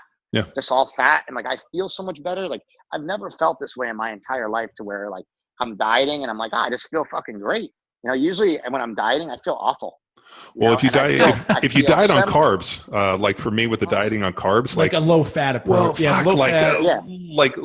I will like if you're going to give me 2,000 calories and you give me like a 60% carbohydrate, dude, I am literally going to fucking lose my mind. Well, here's the fucking problem, because what do you get to eat when you're going that low of fat? No, you don't get any like. Well, you're eating like fucking rice and oatmeal and all this shit, and then you basically have like zero fat, and you're eating chicken because it's the only protein source that has no fat that you can, or some god awful white fish. Mm-hmm. And it's funny. Damn it! I was talking to Dave Asprey about it. And he was telling me that like he's saying like that how like grass fed beef is a better, like it's actually a better protein source than, it's like everybody wants to talk about like chicken. Like, I live in the bodybuilding world. Everybody eats chicken. I haven't eaten chicken since I started keto over 3 months ago. I haven't had any chicken. Mm-hmm. I fucking hate chicken. I hate chicken. I hate it. Dude, I was eating it just because I thought I had to the whole time. And dude, you are like a kindred spirit, and 100%, because Luke and I have this joke that you know what's better than chicken? Anything. Dirt is the only thing, like dirt's better than chicken. And it's just and I think the reason I've had a keto pizza that's made out of chicken and Parmesan cheese that actually kind of tastes like pizza. It's called Real Good Pizza. Have you heard of that? Mm-mm. No, I'll check it out though. Yeah, the crust is made out of Parmesan cheese and chicken, but shit. It doesn't taste like chicken. I'm with you. It tastes like pizza crust. So it's pretty good. It's like just these little pizzas. Your kids will like them. I have my best friend's got a 4-year-old, and he brings them over and he eats these pizzas. He's got no idea he's keto. He just goes, he eats these pizzas, and he asks for it every time. Can I get the pizza? The only reason I'll throw chicken in the diet is I like to supplement with olive oil, because I found there's some pretty extensive research that people that consume more olive oil have a better mental well-being, and there's some really interesting stuff with olive oil. The problem is that if you're actually trying to count your macros and figure out your total caloric load, like 2 or 3 tablespoons of fucking olive oil will kick you up pretty high. So like for me, like if I know, like, because I try to supplement different fats, like if I'm going to try to add olive oil into something, I'll usually go with like a chicken, and then I'll be like, okay, I get 4 tablespoons of olive oil for this, X amount of deal. Yeah. So it's more just kind of macro counting and trying to get it in there. Chicken's like the ab work of dieting, like you got to do it. It's not that fun. And it goes back to like Dr. Tom's bomb, constant knowledge bomb. He's big. He helps us with all the micronutrient stuff. Is the healthiest people and the best performers eat the widest variety of foods, right? Yeah. And that's like chicken or egg. That's got to be true, because you're getting the widest variety of nutrients. Right. And that's not a like knock on the keto approach, because he advocates keto for all sorts of beneficial reasons as well. It's just that even if you're doing keto, you can have a wide fucking variety of foods. But here's the thing. I mean, people like and Mark knows this from the bodybuilding, especially at because. When I was in high school, I grew up in Palos Verdes, Torrance area. We used to drive to the Venice Golds on Saturday and go train, because we like to go see the big bodybuilders. And I remember every time I walked in, there would be like 4 or 5 of these dudes right when you walk in. There's like that bench to the right would be sitting there eating some like Tupperware that looked like mayonnaise and chicken and rice. And these massive fucking dudes would be sitting there eating them every time we went there. And I remember thinking like, it's fucking awful. Yeah. But yet these dudes were absolutely shredded. Hey, Chris, real quick. Where did you train at back then? Well, that was at the Venice Golds, but I grew up in Palos Verdes, Torrance area, and we used to train with this old dude named George Zangus, and there was a couple of gyms we used to go to. But I remember every Saturday, my workout partner, we would drive. What were the gyms down there at the time? Because I live, it's not far from here. I was wondering what was there at the time. Dude, we used to train at South Bay Gym. I don't know if you remember South Bay on Western. There was a Golds in Redondo. Yeah, and then we used to train there too. Yeah. Yep. Well, me and Smelly used to go there. We used to bring chains. So my brother and I used to walk into Gold's Gym. We'd bring chains. We'd bring rubber bands. We'd bring all this shit. And at Gold's in Venice, we even got yelled at by Apollo Creed, who was like our idol. And we're like, fuck, Apollo Creed's like, you got to bust out those chains every time. They're fucking loud. Like he's all pissed at us. And I'm like, well, yeah, they help you get stronger. Carl Weathers? How do they help you get strong? Yeah. How do they help you get stronger? And I'm like, I tell him. I say, that's bullshit. And he walks away all pissed because he's got to go walk on the treadmill for 20 minutes and read the newspaper every single day. That's all he does. He's at the gym every day. He does 20 minutes cardio, reading the newspaper, and he's mad that we use chains. I'm like, dude, you're supposed to be like a badass. Like I thought he would be in there training like a maniac. But no, dude, so we would train at South Bay Gym, and then we would train at that Gold's, and there was a trainer there, a guy named Troll, Eric Saban. Oh, I know Troll. Yeah. We know Troll pretty well. Yeah. And so I knew Troll, and then he opened the Yard, and we helped him move in there and like helped him move equipment and all that shit. Cool little gym. Yeah. Cool little gym. Yeah. So we used to train at the Yard, and then I used to train at Zangus's place, and then we used to train Which high school did you go to? Peninsula High School. Palos Verdes. Okay. Yeah, beautiful area down there. It's crazy, man. That's a great place to grow up. That's where I want my kids to grow up. Like if we have kids, I'm moving down to Palos Verdes because it's you can still afford to live there kind of in parts of it, and then it's also just what great school districts and everything. And that's the ultimate goal. Dude, my parents bought their house there in 1966. So they bought a house. 1966. I think they paid like $48,500 for it, $48,000. Yeah, and they've lived there for over 50 years. So I think they've been there 51 years. And people don't understand how expensive it is to live out in LA. Like my rent's $5,000. I live in a small little house. It's like, it's insane how much it is out here. And so the biggest problem for me is in making these movies is probably where I live. That's probably, the biggest obstacle is just like living in Los Angeles, which is a gift and a curse.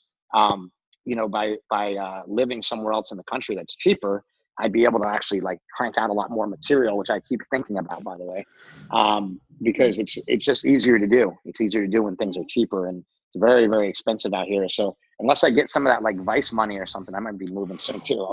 Well, Kyle Turley did a deal with Vice, and they were doing like marijuana in the NFL, and actually he came. Yeah, I saw that. Yeah, they came to my gym or Power Athlete, and we talked about some training stuff, and they asked me some of my thoughts on the whole deal, and I was never a cannabis marijuana guy, and so but the amount of changes that I've seen in Kyle since he stopped taking the prescription painkillers and all the different psychotropic drugs that they were giving him, and like the fact that like he's been able to really like almost basically recapture his existence, and cannabis has been a huge point that like I'm like, dude, I'm a fan of it. Like it's not something it depends on everybody's own if it's like I'm not a fan of your blood pressure medication, let's say. It's like, doesn't matter if I'm a fan of it or not. It's like, does it work for that guy? Yes, it works for that guy. Let him use it.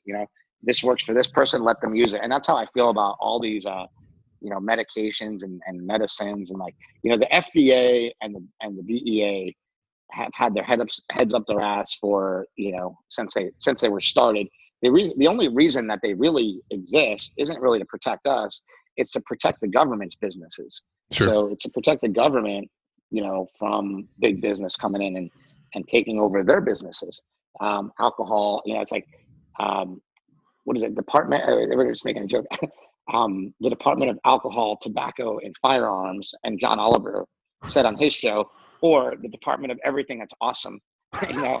He's like they lump all this shit together. It's all the shit that people want, you know. Well, but the thing which is interesting, and you know, you talked about this, and I'm sure you know the statistic offhand much better. But I mean, there's more people addicted to prescription painkillers and opiates than there are any other drug, any illegal drug out there. Yeah, and also the in states like Tennessee, Alabama, and Maine, there are more people there are more prescriptions written for opioids than there are people. So that shows you that like the people that are getting them are getting like 10 prescriptions a year, because like, you know, like it's not like everybody's getting a prescription, but how are so many written? They're getting so many of them, like repeat customers. And there's people where they go and they look up on the databases and they find out that, you know, they've gotten 200 prescriptions filled in the past year. That's just insane. They're going to different doctors, different places, and they're making all that stuff harder, and they're really trying to crack down on it, but they're not cracking down with what's at the core of drug addiction and what's at the core of kids doing this stuff, and that's connection. I think we talked about that a little bit, but really it's the lack of connection with other human beings, the abundance of social media and kids being on their phone all the time. When I did Trophy Kids, the thing that I observed was that children don't talk to each other anymore.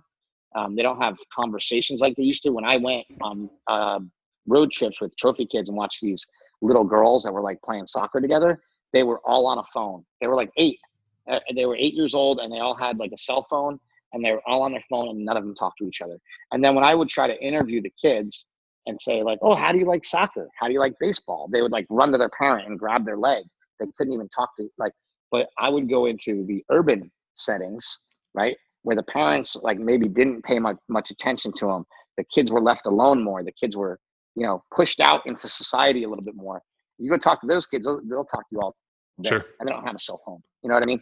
And there's something about that I think goes a long way into the development of who those kids become. You know, my brother, as a wise ass, said, we were talking about this before, somebody asked you what they can do to make their kid a better athlete, and Smelly will tell you, drop them off in the ghetto. And he means it.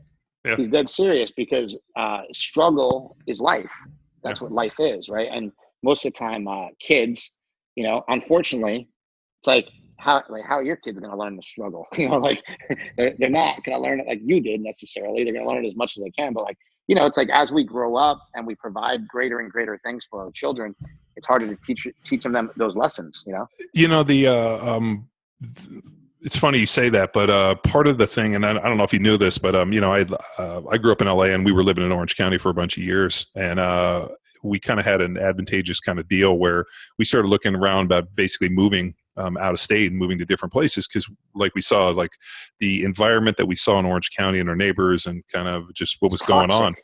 It wasn't the environment that I grew up in, and it wasn't in the environment that I wanted my kids to grow up in. It's not the memories I wanted for them to have when they were little and kind of growing up, and it wasn't the value system. So we started looking around, and we had kind of an advantageous deal where dude knocked on our door and wanted to buy our house, and we sold our house and to a dude in a matte black convertible Lamborghini, and we started looking around, and we actually bought 16 acres out here in the country outside Austin. Yeah, and that's awesome, man. Basically just moved the whole family out, and you know, and Luke and the whole company, and we came out here, and like, you know, things like Saturdays and Sundays, we like, you know, like we basically, you know, walk, or we like, you know, they cut the grass, we work.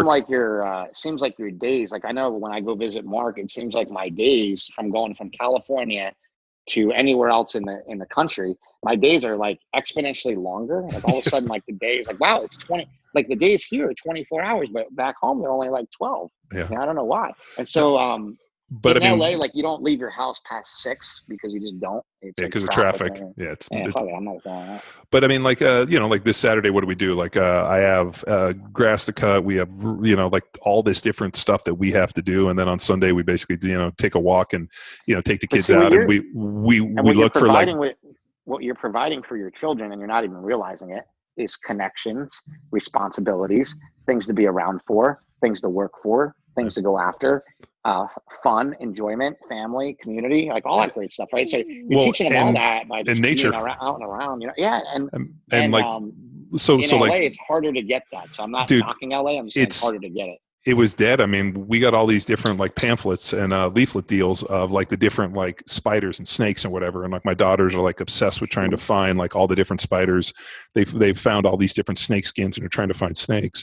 And like we like, you know, and it's part of this interesting thing. But like the big move was I was so tired of living in one place, and like the gym that we had was somewhere else, and like all the different like commercial spaces we were renting. And I was like, enough of this shit, man. And well, like how much is it? You know, how much is it to rent a gym there, like rent a space there, and compared to like Los Angeles, like you can't build a gym in LA. We bought enough of the land where the guys are actually pouring tomorrow, so we're building a 4,000 square foot building for Power Athlete with our gym, and basically build everything we want. So we're building that on the property. We have another little barn that we're kitting right out on your own, right on your own property. Yeah. So and then we have a little barn. Man, that's awesome. I'm Dude, so happy to hear that. So now we have a house, and we'll have the gym, and then I have a little barn that we kitted out into our office space. So now my kids. You know, and like, dude, like we just cleaned up and put everything in, so they're going to get chickens, and they got to help raise chickens as part of they're super excited about. But like, not only now that we have a gym, and you know, they know that, you know, not only does dad and his buddies get up and work out, the kids can come train, and just like having everything in a space where they're around it. To me, as I kind of sat back and looked and thought, shit, man, what's a better existence than, you know, my daddy and all of his friends get up every morning, they train, the girls do this. I mean, you know, and there's like we have about 1,200 foot of creek front on the backside of our property, and we have like trees to take out, and like, you know, like the guys are sort of chomping at the bit for like, when we get to clear the creek, dude, we can like, you know, bulldozers and work and do it. And I think like creating this environment, at least what we're working for here, is more of is kind of more similar to what the memories I want them to have, more so than just Orange County fucking John Wayne flight path with 400 planes a day flying overhead. And like if you look at what Mark built in Sacramento, you know, it's so hard. It's so hard for me to see, because I'm like, well, dude, if your gym was in San Francisco and it was free, it'd be packed. If it was in here, and like that's the way I look at things, right? And Mark goes like, yeah, but I don't want that. You don't understand. If it was packed, then I can't work with people one-on-one. If it was packed, you know, he's like, I like Sacramento because there's nobody there, and people have to come to me if they want, you know. And he's right, because it's like it would just be too crazy, you know. And so for him, he's right where he needs to be. And for you, you're right where you need to be. And you know, it's like, and for me and what I do, I'm right where I need to be. So it's like, it's all about like finding that and figuring that out. But what I've actually figured out more recently is that I can actually be anywhere, which I like to know, you know. Basically the film that I'm doing, I live 3 miles from one of my editors and 4 miles from my other editor. But you'll never see us all in the same room together, because like they're working right now, you know, I'm doing this, but I'm right after this, I'm going back to work on the film. And I just, what are you working on? Kind of we're working on the Kratom movie, but we all kind of work independently, which is really weird. It's like, I get more work done by myself, and then I'll go to them and be like, dude, I found all this like great information, and I'll lay it on, you know, my guys, and then we'll figure out what to do with it. And then I'll send them off for, you know, a couple days on their own to go edit it, because it just takes time, you know. And so where do you live in LA? I live in Venice. So I live 2 blocks from the beach in Venice. And the reason I moved back to Venice was I was living in Northern California, and I was actually working for Mark at Super Training, shooting a bunch of videos and stuff for him. In between, you know, doing another project, which is like sort of a great thing to have. And, you know, hopefully on and off, be able to go back, you know, and help Mark. Obviously he's got a great video crew up there now. But we all work together on like coming up with ideas and coming up with stuff. And like with Mark, it's different. It's not like, oh, I'm trying to do this because I want to make a certain amount of money. It's just like, I'm just doing it because my brother and it's cool, you know, and he happened to along the way do really well with it. But that's, you know, that's his stuff. You know, my thing is Mark has become ultra successful, and now I have to beat him. So I tell my girlfriend every day, I'm like, I'm going to blow that motherfucker out of the water. I like it. When he sees what my next, like, so we're finishing this Kratom movie right now. And then the approach that I have to this keto movie and all the stuff that goes with it, it's going to be a whole thing coming, right? So I was like, you wait till you see that, buddy. You know, and then we'll see your answer for that. But yeah, I know I'll do that, and he'll open up like 100,000 square foot facility or something stupid.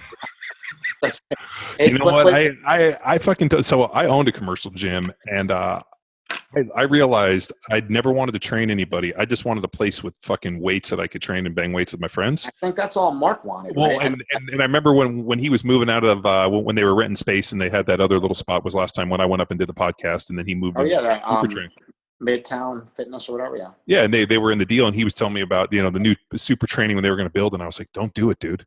I was like, stay here. This is fucking perfect, dude. This is great. This is gritty. You're going to get into a situation where you're going to have fucking members and this. And he's like, no, it's really great. And I'm like, dude, in 5 years, you're going to call me and you'll be like, dude, I should have never have, but what's killer is his gym isn't subsidized based upon membership. It's subsidized because it's what they do. Well, it's made for the product. So that people are like, well, why is it free? And it's like, well, it's not really free. It's really what super training consists of is Mark, Fat Dan, Marcus, used to be Silent Mike, but he left. But we still love him. And what's he doing now?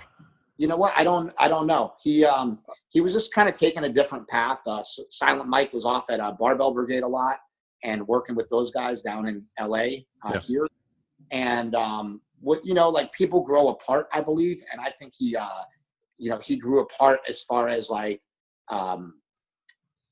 he was doing well on his own. Like he was becoming his own thing, and I think Mark saw that, and we've talked about it since day one. Like I used to say to Silent Mike as a joke, one of these days you're going to stab Mark in the back. And like, when is that coming? Cause I'm going with you. I was always kidding.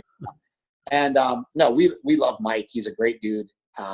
He's done a lot for super training and Slingshot, and I never would want to discount that. And to tell you the truth, I'm sad that he's gone. I love the kid. And I remember when I was up in Mark is sad that he's gone too. It's not easy to part ways. Like if you just had to give your guys the boot, you'd be sad about it. It's not always cool. It's not. I remember when I was up at Mark's place, they just moved into that house, and I remember talking with Mike, and they had just hired Mike as their first real full-time employee. Yeah, he's the first guy. Yeah. Yeah, and I remember we were sitting there hanging out, and the hilarious part was Mark was like, "Hey, stay at my house," which I thought was fucking cool. And then as we were driving home, he's like, "Oh, you want to grab eat?" I was like, "Man, let's fucking go to the supermarket." And we went and bought a bunch of food, and we made a little video of me as his private chef, which I don't even know if he ever put out. What's crazy is Brian Shaw, for example, he's the world's strongest man. He's like, "Oh, I'm going to come over," whatever. And so the way that Mark always sets it up is like that. He's like, "Oh, let's think of something to film funny with Brian." So he films Brian cooking up steaks, and he did that with Brian too. It's like he just thinks it's fun, and he's got a good mind for it. It's funny that I'm a filmmaker, and then the first time I saw him interview Chris Duffin on his YouTube channel, on Mark's YouTube channel, I was like, dude, what are you trying to do here? I'm the interview guy. And then they were doing the podcast and all this stuff. And I said, I was like, you're actually really good at it. This is something that you're really good at because you actually really want to know things. And I think that that's the importance of being good at what you do, is having a genuine interest and if you already know everything, who cares? Nobody cares. Well, you're inquisitive. People want to know what you want to know. Isn't there something to be said about people can really spot when people are disingenuous? That's something that I notice, and you kind of when you watch things, you can tell when people are genuinely invested and with they actually want to know stuff. I always have thought that's why your stuff was so powerful, and especially with Bigger, Faster, Stronger. I mean, the funny part is this morning, my wife and I watched it, and years ago, I remember we watched it, and I told her, I was like, "Hey, I'm having Chris Bell on the show," and she was like, "Oh, Bigger, Faster, Stronger." Remember we watched that, and my wife doesn't ever remember anything movie based. I could I can quote you Airplane, Caddyshack, Blazing Saddles, any of that stuff. She does nothing, but yet she remembered, and she's like, "Oh shit, that was such a good movie." And I was like, "Well, what did you really like about it?" And she was like, "It was authentic and it was honest, and it didn't feel like some Hollywood fucking hand job." And I was like, "Fuck, that's so true." I mean, and that's I think why it was powerful, and I think that's why you've done a good job getting these messages across. Yeah, I think I think a lot of people will be really surprised too if I ever get to do some scripted stuff. So that stuff's coming too. I just wrote the best thing that I've ever put my hands on in the past over the past 2 weeks. I just wrote a treatment for a television series that takes place here in Venice, California, 1980 to 1990-ish, and it involves a guy I was talking about before named Dan Duchesne. Yeah. Oh yeah, I know exactly who he is. He moved to California with a dream, and like 2 or 3 years later, he's writing the Underground Steroid Handbook and becoming the steroid guru who would change the entire world from a 1-bedroom apartment in Venice, California. He changed, Hollywood, sports, anti-aging, fucking everything. He brought all the drugs that are on the market now. They're all Dan Duchesne. He had his hands on everything. When you talk about using things like for example, like metformin for a ketogenic diet, like he was on that 20 years ago. He was on the whole like no carbs, 20 plus years ago. He died at 47 years old due to polycystic kidney disease, which is a genetic disease that his sister and his mother had died from also. But his journey is so fascinating because what happened with him was when he was about 20 years old, he could never get any bigger. I mean, it was never like really a very big guy, but he could never get any bigger. And the only thing that ever worked for him were steroids. So he just decided, I'm going to dive in. I'm going to learn everything I can know about steroids.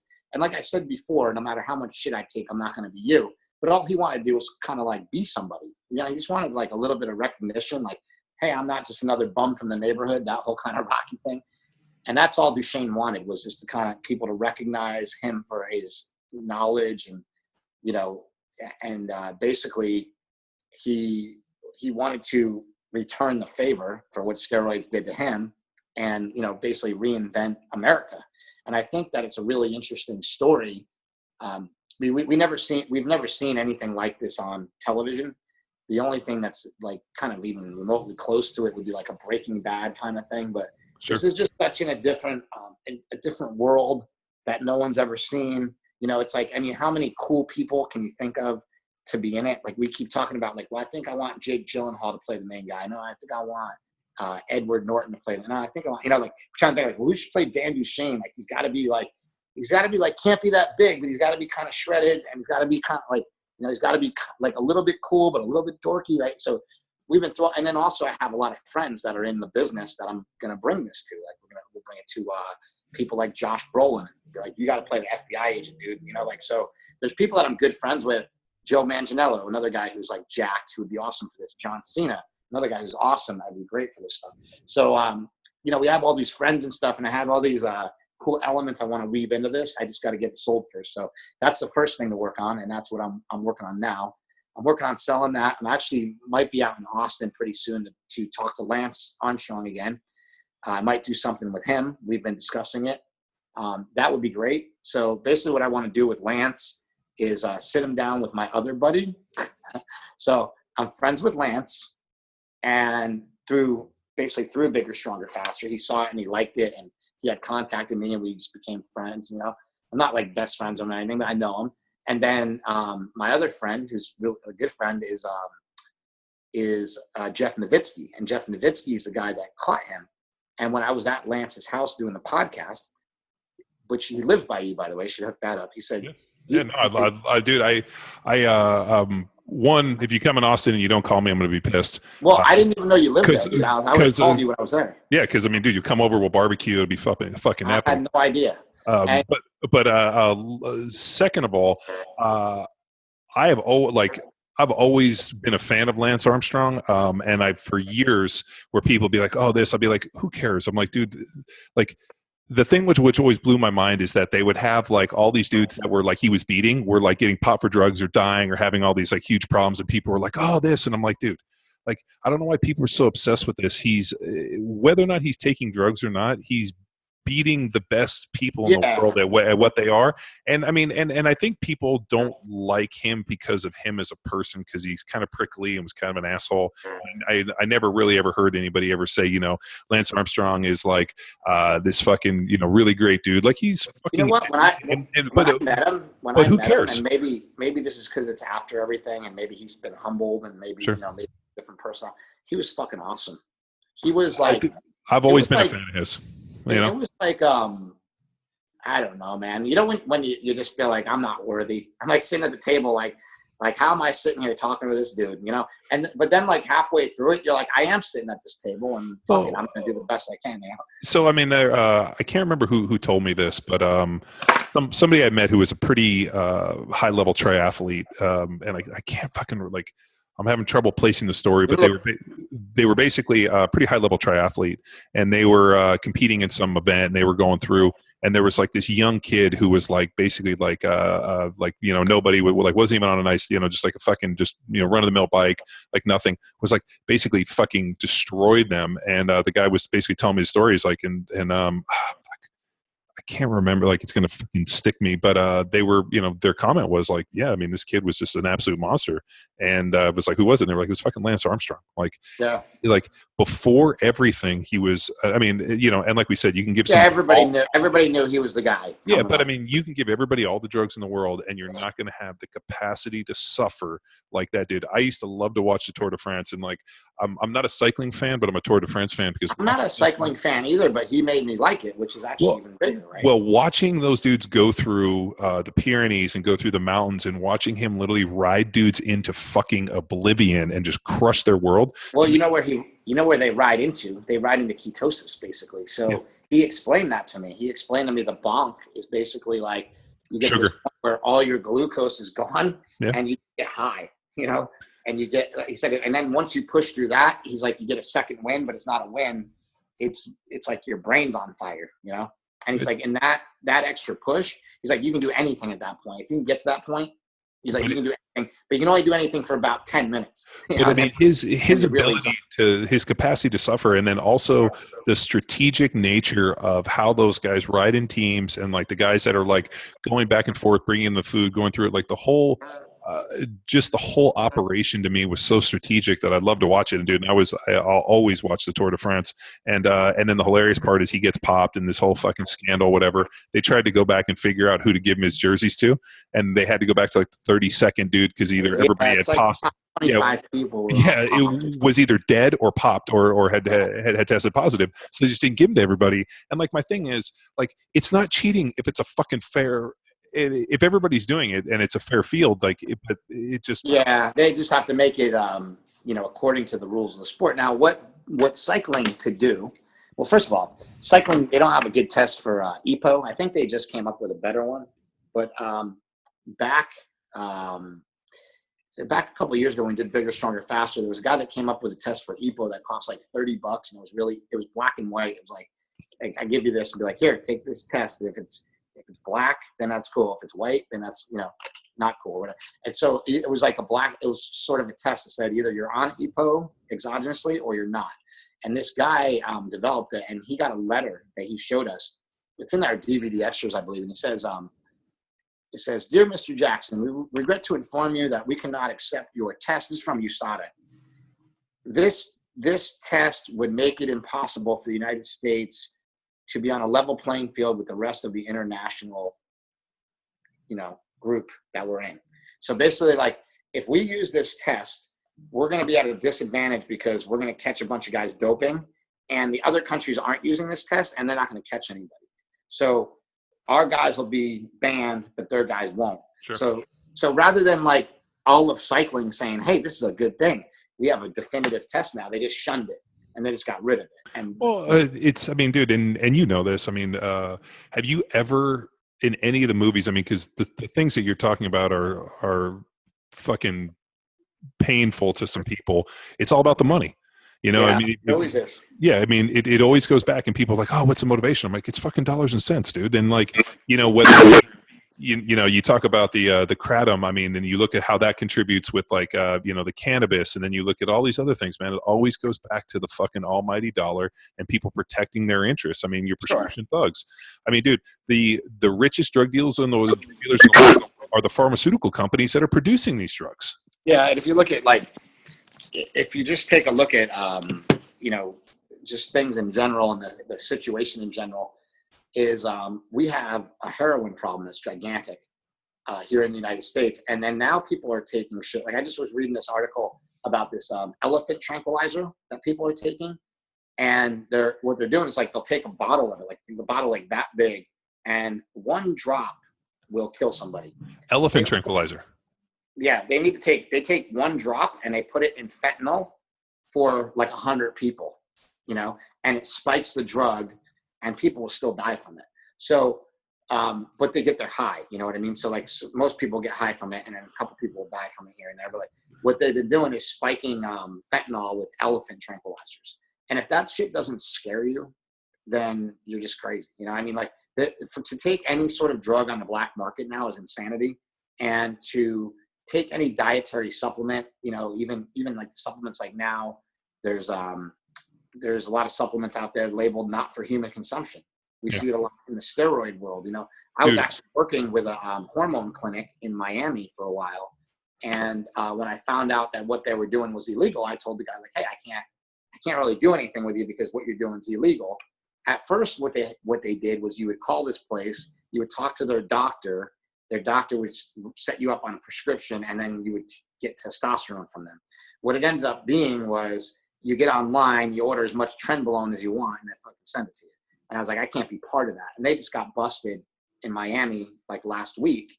And the guy's calling me to like help him out. I'm like, dude, I'm not the one selling illegal drugs. You are, you know? And so like that shit scares me. Like the black market scares me. The black market for steroids and for prescription drugs and all this stuff. It's just like, it's so unknown. And for like people with you having kids, like that kind of stuff scares me. You know, I know a lot of friends that have kids now, and I start thinking about things a little bit differently. You know, I had a good friend, or I still have a good friend, and he's got a little boy, and I remember he was a fucking badass, you know, outlaw biker dude, and he has a son. I remember hitting him up and being like, you know, now his boy's older, and I asked him, I'm like, man, you know, he ever fuck around or get any of the stuff that you did? And he's like, nah, you know what? Nah, he's straight as an arrow.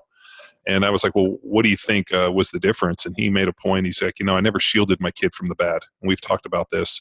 Like I do with, and he's like, you know, what you do as a parent is you have this, basically this paternal instinct to shield your child from all the bad in the world. And what you do is, you know, you fucking create this alternate reality and everybody's this and like all this other shit, but it doesn't prepare your child for the fucking real world. And he said, you know, that's why you were joking when you said, Mark said, hey, drop the kid off in the ghetto. Well, those kids, they live it every single day. So they grow up extremely street smart, very fucking, you know, like he's just somebody, they just figure it out, you know, they just figure it out on their own, you know, and that's important, I think. And he made the point. He's like, don't ever shield your daughters. Don't ever shield your kids from everything. So, I mean, like we were out the other day and there was a guy panhandling on the street and my daughter was like, who, you know, what's he doing? I'm like, he's asking for money. She's like, well, why? I'm like, because he's homeless. And I explained to her and she's like, well, why is he homeless? I'm like, if he's in this situation, there's a good chance he's got some form of mental illness and drugs are involved. And we went through and then she wanted to know what drugs were. And started going through and like talking to him about it. And I remember people being like, you talk to your 5-year-old about drugs? I'm like, yeah, you know what? I'm going to talk to him about this shit. I'm going to talk to him about alcohol. I'm going to talk to him about all these things so that when they're 15, I don't have to fucking break the plate. Or more importantly, they grow up knowing that, you know what, the world is not this magical, kind and gentle place that you see in Disney. Well, and it's also nice to teach kids like, hey, look, drugs are something that adults take, you know, usually to have a good time, but there's drugs that are really dangerous, you know, and a lot of them are really dangerous. And, you know, to explain kids things in a proper way, rather than to try to look at the way that they try to get people not to smoke pot with like reefer madness and all that shit. It didn't work, you know. What really works is like I was outside of Walmart. I was with my mom. We were walking in Walmart. And the same exact thing happened. A little kid goes like, Daddy, why was that guy taking a shower in Walmart in the bathroom? And the dad was like, because he's a drug addict. And the kid's like, what's a drug addict? He's like, well, he took too many drugs. And now he doesn't have money to afford anything. So he lives in the streets and he takes a shower at Walmart. And the kid was like, I don't want to do drugs. Like that's like the extent of the conversation. I just heard him go. And to me, like that was cool. Like the way that the dad explained it was so matter of fact. He's like, well, he's obviously on drugs because the guy looked like he was all messed up. He's like, he's obviously on drugs. And same thing, like you said, he's probably got some mental illness that came about because of the drugs or vice versa. It could have been mental illness got him into the drugs got him into the mental illness. I always debate that with my brother, you know, with Mad Dog. It's like, well, which one was he? Because he was pretty normal guy until he went on Paxil, which was an antidepressant, and then he started going downhill. Then he tried to commit suicide several times, and then. Well, was it what caused the depression? I think the depression. You know, it's hard to tell, man. My parents are the nicest people in the world. My parents will do anything for us. You know, back when we were kids, my dad would have taken a bullet for any one of us, and he still would to this day, and so would my mom. And I know that for a fact. They would do anything for us. If right now, if right now I was caught in some scandal and the whole world turned against me, I know I could just drive to my parents' house and they would take care of me and everything would be fine. You know, like that's how much my parents love us. I know that. So as a parent, what do you do when your kid goes south like Mad Dog and it goes wrong? I just think my parents and my dad did every possible thing that they could do. And sometimes things just end wrong. They just end in a bad way.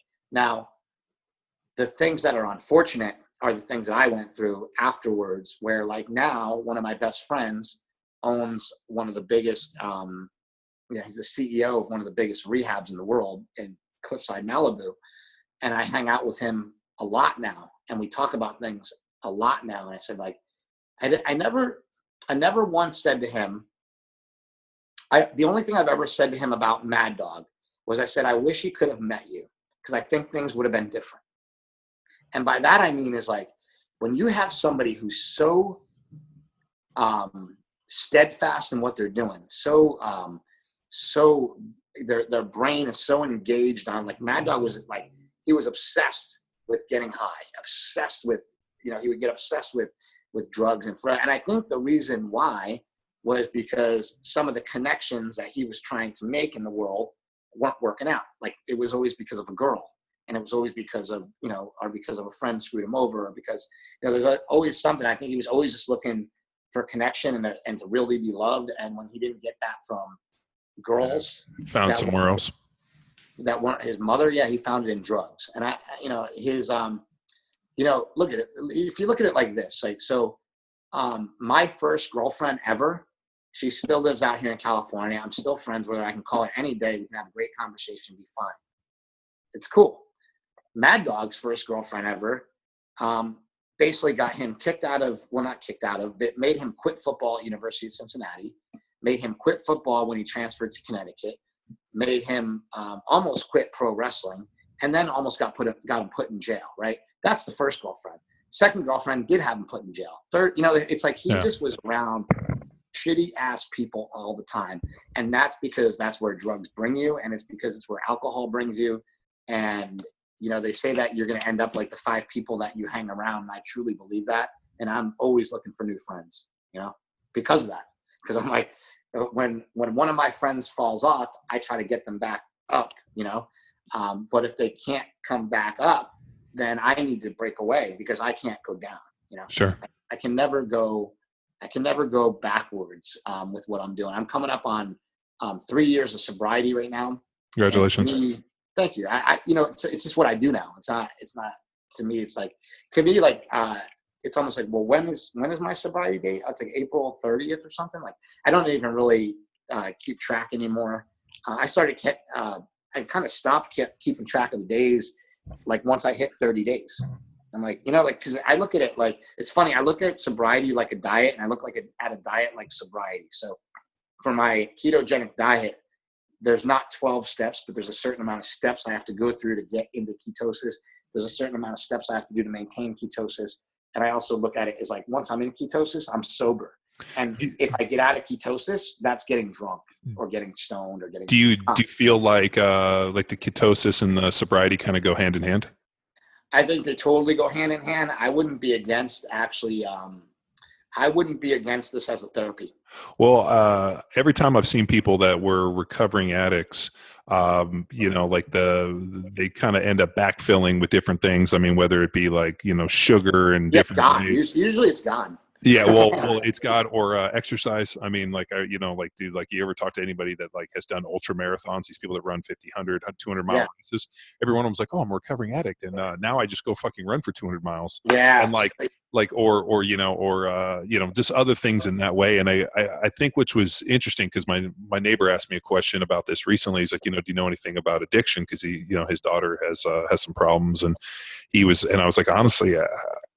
I don't. I've, the addiction, I don't really have any addiction. I'll drink some beers, but if you told me that, beer didn't exist anymore, there's no alcohol, I'm really not that bummed about it. Like they would give me painkillers when I played in the NFL. And I was friend to watch a YouTube video by a guy named Johann Hari. So it's spelled like Johann, Johann, Hari, Hari. Wait, hold on. Wait, what's it? Can you say it again? Johann, Joh what? Johann Hari, Hari, and he's on YouTube on a TED Talk, and he talks about what we were just touching on a little bit, but he really gets into his connection, and he thinks that he says, like, you know, the opposite of addiction isn't sobriety. The opposite of addiction is connection. And getting people to connect on all sorts of different levels will give them things to be sober for. And I totally agree with that, because, like, for example, today you made me accountable by saying, like, hey, I want to do this podcast at 10 a.m. Otherwise there was nothing going on at 10 a.m. Well, like, at 10 a.m. I'd be working. Sure. But I have to make myself work, and I have to, you know, so, but the accountability of, so for example, like, if I had to be back here at 10 o'clock to start working on my movie, I wouldn't be back here at 10 o'clock. I'd be back here at 11:30. Sure. But if I have to be back here to talk to you, I'm going to make sure I'm back here, because I've made a commitment, and now I got to keep that commitment. And I say that the strength of our character is based on making commitments and keeping commitments, and that's it. And so if you look at that, like, that's like a pretty crazy, you know, crazy thing. It's like, those two things are, like, really important to a lot of people, and we don't realize that. And so when we realize that, and we make those connections, and we show up for them, and we're on time, and we don't look disheveled, and we're present for it, it goes a long way with a lot of people. You know, it's like, it's as simple. It's like, oh yeah, John, he always shows up on time, and he's always here. I can always count on him, right? That's a big deal to people. But when other people are like, oh yeah, dude never shows up, he's fucking late all the time. It's like, you know, that's how you end up talking about that person, and phrasing it in a negative, you know, fashion. So, like, I always say this about just life in general. I'm a white belt, and I'm always learning. And I think if we always keep that mentality about us, just about life and about things that happen, about food, about diet, about training, we stay open-minded, we can never really lose, you know? So when we close our mind, when we think we have all the answers, I mean, Jack LaLanne said it years ago, if we had all the answers, we'd be bored, you know, game over, it's done. But we don't have all the answers. We keep searching, we keep looking. And every day in health and fitness, we uncover something new that wasn't there before. And it pisses a lot of us off. A lot of us are in this dogma of certain things that we like to hear, you know, and, you know, it's like, they'll say, oh, you got to do, you know, you got to lift heavy, you got to, you know, and you go, well, maybe actually heavy isn't giving me enough time under tension to get to where I need to be, or, you know, whatever. Like, there's so many factors that, like, you got to look into, and then optimize those factors, and learn how to incorporate them all. So I go back to that white belt mentality all the time. I think I might have got that from, like, Brian Shaw, or maybe, you know, I think I may have got it from, I was talking about it with Brian Shaw. We got it, me and Brian Shaw both got it from Fabricio Verdum, the fighter, because he actually at one point was a white belt, but he was on the set of a movie, and Brian was in the movie, this kickboxer movie that they're doing. And he kept saying, it was with acting, I'm just a white belt. I'm just a white belt. So by the end of the shoot with Fabricio, I'm just a white belt, dude. I don't. And so whenever he would ask a question about anything, I'd be like, I don't know. I'm just a white belt. I'm just learning. And he would always say, you learn, see, you know? And so I really feel like that mentality, that was something that happened to me, like, last year, but like, ever since he told me that, I just keep saying it. I'm just a white belt. You know, because I feel like, doing these documentaries and doing that, I may have come up with some answers, but the beauty of what I do is I never came up with any answers. All I did was ask a bunch of questions. Yeah, and you're looking to create dialogue. The one that I use, which is similar, is and I've said this for years, is I try to go into everything with an empty cup. So when we go teach seminars, you know, we go teach, you know, power athlete, CrossFit football, whether it be SSA, sport specific, we go in, and people would come in there with the express, you know, idea of us confirming what they already thought. So they come in for us, you know, like, oh, I'm just here for them to rubber stamp what I believe. And then when we start teaching something that's contrary to what they believe, they get all defensive. And we call it co-signing. He wants you to co-sign your bullshit. Right. So I would always ask him, like, why did you come here with a full cup? I want you to walk outside, pour your cup out, come in with an empty cup, and let me fill it with this information. Then you decide whether or not you want to drink it or not. And every situation that I go into, the analogy I think of is like to walk into an empty cup. Like, I show up here today. So you should walk in the next seminar with a big thing, like 100 Dixie cups, or how many people go, and just hand them out to everybody, and say, and and tell them, this is your empty cup. Yeah. Start here. But I mean, give them something to think about forever, you know? But even for like relationships, like, when we first started the podcast, I was kind of against it, but I've really grown to enjoy it and really love it because, it allows me to create a bigger genealogy and connect with people and have like fucking amazing conversations.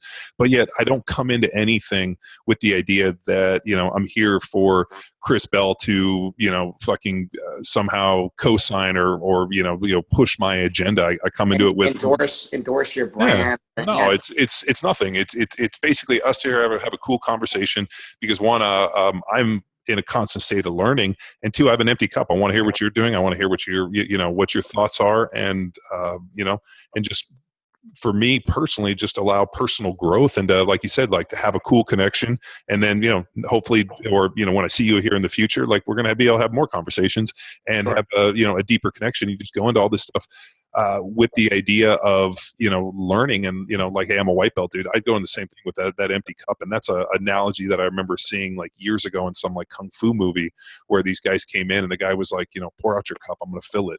And, and then I think if you go into every situation, because I mean, what you're going into is, you have the idea, you're going out there and you're asking all the questions, and you're really, a lot of times probably, like as I was sitting there thinking about some of the movies you've made, I'm like, dude, I don't know if I would have the emotional fortitude to be able to go into these situations.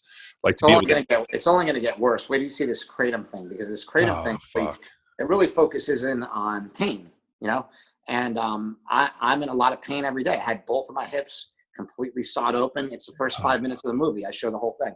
So if you want to see what a double hip replacement surgery looks like. No, I have a good friend right now who's 30 years old, and he's facing a double hip replacement, and they're trying to find anything they can do to progress it because it looks like they're literally chopping my leg off. Dude, well, if you watch them do joint replacements, what they do, they fucking sever it, and then they put anchors and they put new stuff in. But then what's weird for me, and I remember him, when we were talking about this double hip replacement, he's like, dude, you played 10 years in the NFL. You've been basically fucking lifting weights every day since you were 14. Do you have any hip issues? And I'm like, no, I have a fucking spur in the back of the knee that prevents me from squatting weight a little parallel, and my shoulder's fucked up.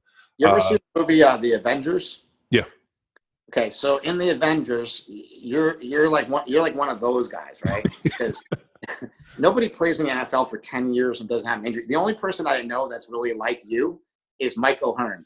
Mike O'Hearn's like never been injured, so if you're like, oh yeah, well I tore my pec and blah blah, he'll be like, I don't know what you're talking about. I've never. You know what? This is a whole other podcast because Mike O'Hearn to me is like a cartoon character, and I'm totally unsure if he's a real person or not. Oh, so you think he's even a freak? Okay, so no, like but almost to the point where I remember Mark talking to me about Mike O'Hearn, and he's like, oh, he's in the karate martial arts Hall of Fame, and I'm like, did he ever do karate? And your brother was like, I don't know. He claims did judo. He did judo at a pretty high level, and I don't know how good he is. So here's the funny thing about Mike O'Hearn. He says he played football, but yet we don't know. But Smelly didn't know where he played football. Well, so when I first met him, he told me he played football at University of Washington, but obviously the internet came out, and you can't get away with that. Yeah, they won the national championship in '91. And that's when I moved out here in '94, and he would have been on the national championship team. So there is no record of that. Yeah. But it's like, who knows, man? People. I love Mike, but I'm fascinated by the fact that people move to California, and this is a big theme in The Menace of Venice, the script I was writing. People move to California and they just make up who they are. They're like, I'm here. This is what I'm doing. I came from here, and I'm a natural bodybuilder, and I'm doing this and this and this, and they just make what they want to be up. Like I was thinking about that, where like I could make up fucking anything. Like people know me now, but like for example, my girlfriend, she can go in Golds and she'd be like, oh yeah, I just moved. Like she could throw on she looks like she's Russian. She could throw on an accent, and she can make up whatever she wants, and people would believe her, totally buy into it. Hook, line, and sinker, and even sell those people on products, sell those people on personal training, sell those people that she's the biggest fitness star in Russia. You know what I mean? Like you can do whatever you want out here, and people just buy into it. And that's why I always say, take everything with a grain of salt. Explain this to me, dude.